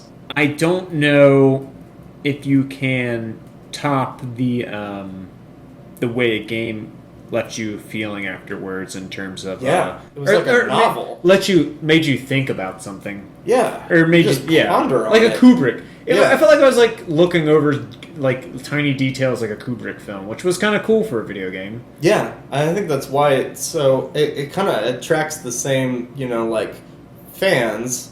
I bet there's Yeah. a shitload of overlap, Probably. you know, and also like the same kind of theorizing where you're like, well, this is really about this, or Yeah. like this alludes to something much bigger and much more interesting than just a story about ragtag group of dudes that are trying to get their military together, and there's like a bad guy that James Bond style bad guy they have to fight, and more and more and more, and it's like a really kind of simple story, but it's like there's like a shitload more going on. We've spent very many nights at the bar talking about what's really going on in the Phantom Pain, and so that's what makes Death Stranding so exciting too. Is because it's like it's the next one, like it would be like if like Kubrick had made Doctor Strangelove, and then you're like, now he's gonna make fucking this space movie, or like whatever, like whoa, like what is this shit gonna be, The baby too also is nice. The fucking babies, and it's got a fucking baby in it, like at the end of 2001. He's clearly, I think Kojima must be a big Kubrick fan. Oh yeah, he has to be. He's got to be. He loves cinema. Like there's all sorts of fucking Snake Eater. Like they talk about movies like all the fucking time. Like whenever you call it a Save Your Game, she tells you about a different movie you gotta watch.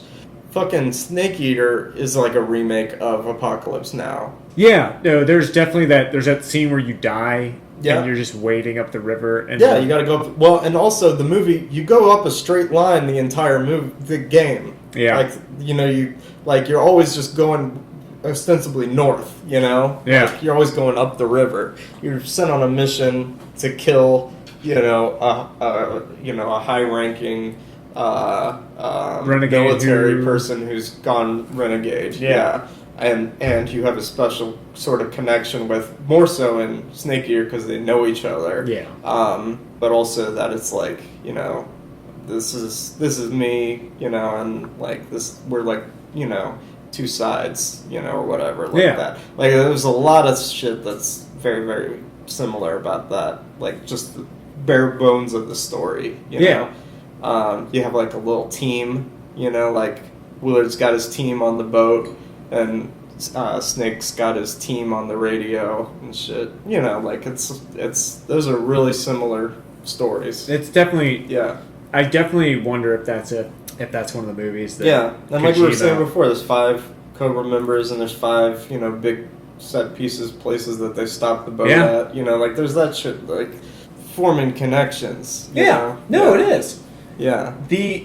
I wonder with what do you think of the new Metal Gear movie starring Will Smith? Yes. Speaking of making what's your connections, thoughts on that? We saw that preview before something, didn't we? Yeah, we did. And his clone is trying to kill him, or he's got to kill his clone. What was that before? Something Hollywood. It was before we watched Once Upon a Time in Hollywood. Once Upon a Time in Hollywood, yeah.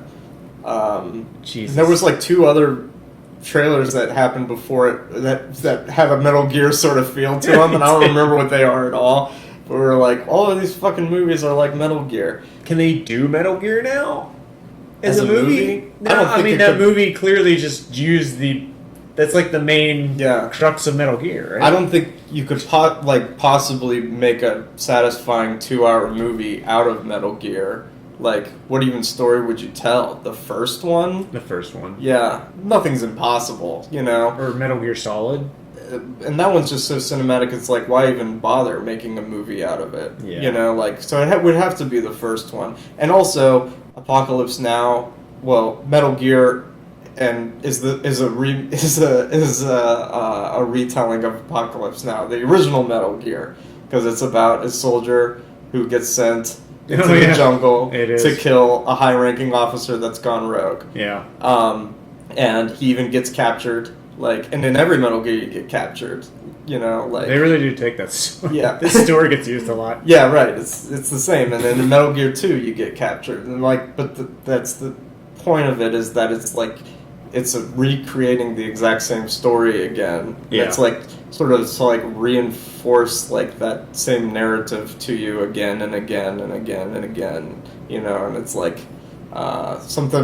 there's something about it that's the repetition of it is important, and I can't really articulate why. Every word is the same, but every word is different. Yeah, it's something like that. So it's even though these stories are being told in different times, different conflicts. Yeah. The same Right. sort of outcome seems to happen. It's like, oh. And it's like all these same different people that are all named Snake, you know? Like throughout fucking history. You think that would be a red flag for anybody? Like, hey, your codename's gonna be Snake. I think I might have to decline this mission. Yeah. Well, first off, if anyone is ever listening and currently thinking to join the military because they played fucking Metal Gear, don't just throw that out the window. No, don't do that. And I think that's part of the text of Metal Gear too. I know It's so that many Marines. soldiers who are trained by video games. Oh, you yes. know? And then also, video game technology is all based off of military technology. Like the Nintendo 64, like that all is based off of like virtual reality training shit that they used before Desert Storm. Well, Yeah.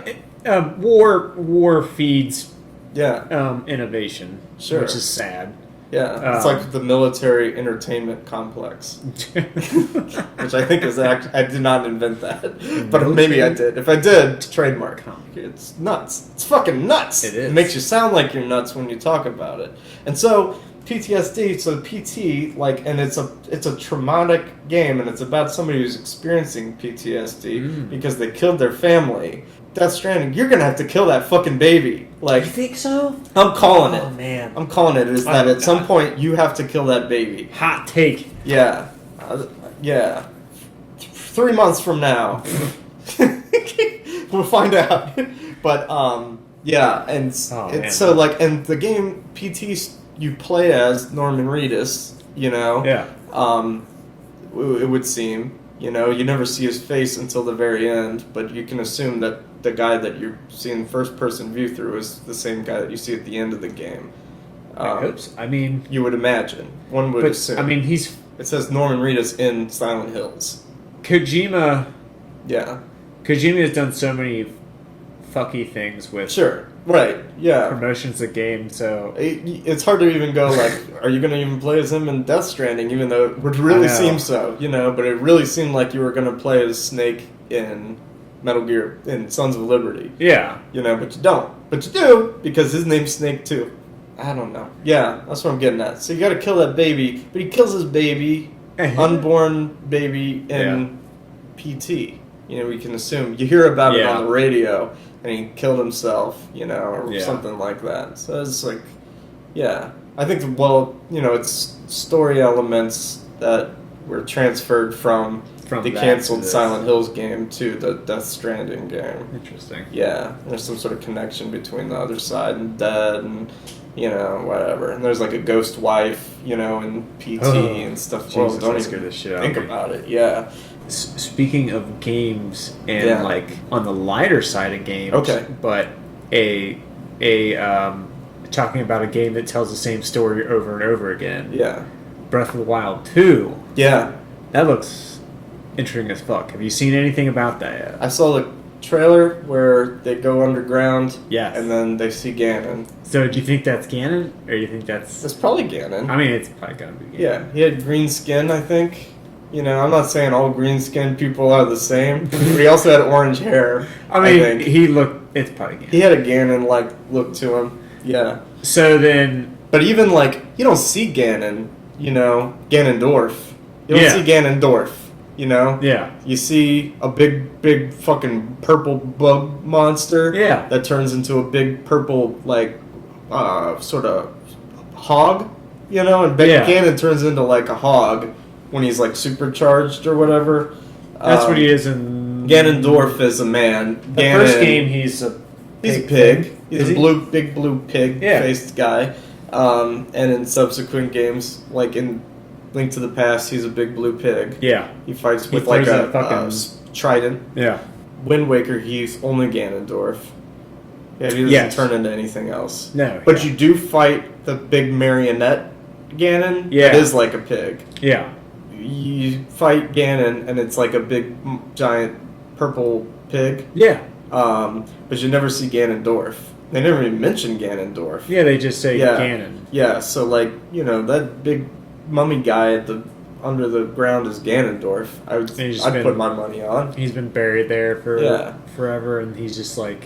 Yeah, so It- like in the old world or something like that. What I think is going to happen is, in Breath of the Wild, there's all those skeletons around. Yes. Those big skeletons. Yeah. Those are going to come alive. I think. Okay. Yeah, I bet you'll have to fight those guys. Do you think they're just going to reuse that same map, or like make a whole new map just like that? I bet that something really significant is going to happen to the world. Yeah. Like where it's not going to be the same map, or maybe like there'll be some places, but they'll have changed, Yeah. or like let's say like a terrible earthquake, and so like the mountains have split, or like the terrain has changed significantally, or something like that. Like once Ganon regains his power, like it'll be like the Dark World, Okay. like what happens in Link to the Past. It's like the same map, but it's like totally different, Yeah. Yeah, I'm excited about it. Breath of the Wild is one of the best games I ever played. That was a blast. Yeah. I don't think I could replay it because it's just too fucking big. No, I don't ever want to replay it because No. you'll never be able to play that game again for the first time. Yeah. And so I feel like most of it will be kind of a chore, like Yeah. the temples and stuff and all that, and like even by the time you get to the end of the game, you're so overpowered. Like it's not even like very challenging Yeah. to do very much You just stuff. climb over You everything. can climb over everything. You can fly over everything. You get a motorcycle. You got What? like I haven't you didn't got get the that. motorcycle? No, once I beat the game, I got the clothes that make you look like original Link, and then I was like, Yeah. You're like, okay, alright. time to go. Yeah. I didn't Um, get the fucking. I Well, didn't that's do the from expansion. Oh, is we it? got the Okay. expansions before we completed the quest, and so like You just get a motorcycle. you get a motorcycle. Jesus Yeah. Christ. You can use any of the food that you get to like fuel the motorcycle. Like so you like this motorcycle runs on frogs. Like, God. or apples or whatever, because it runs out of gas. But I mean, like you have infinite gas because how many fucking apples do you get by the end of the game? Yeah, really. There was some interesting stuff in the DLC. The DLC, baby. DLC. The expansion pack, like it's probably wouldn't be worth, going back to the game for now that you've like haven't played it in Yeah, no. a while. We started playing Link's Awakening, but it kind of like The Game Boy one. yeah, the Game Boy one. They're releasing that. They're re-releasing it. I wish they were making a sequel, like Yeah. in that style. Like that would be cool, but and call it Link's Reawakening. So I think a rumor is that they're using this Link's Awakening as a test to make a Zelda maker. Yeah, there is a Zelda maker in Oh, Link's there is? Awakening. Oh. Part of the remake is that you can like make your own dungeons. Oh fuck. Yeah, I don't Okay. know I don't know much more of it than that. Oh. Then like the next year they'll come out with 8-bit style. Yeah. We want to wrap this up. Yeah, I'm fading. Every now and then. Hey. That's our show. I hope you enjoyed it. Next time, we're going to talk 80s Scorsese on the 80s Scorsese show. Yeah. It's also known as We Just Want to Score Sese.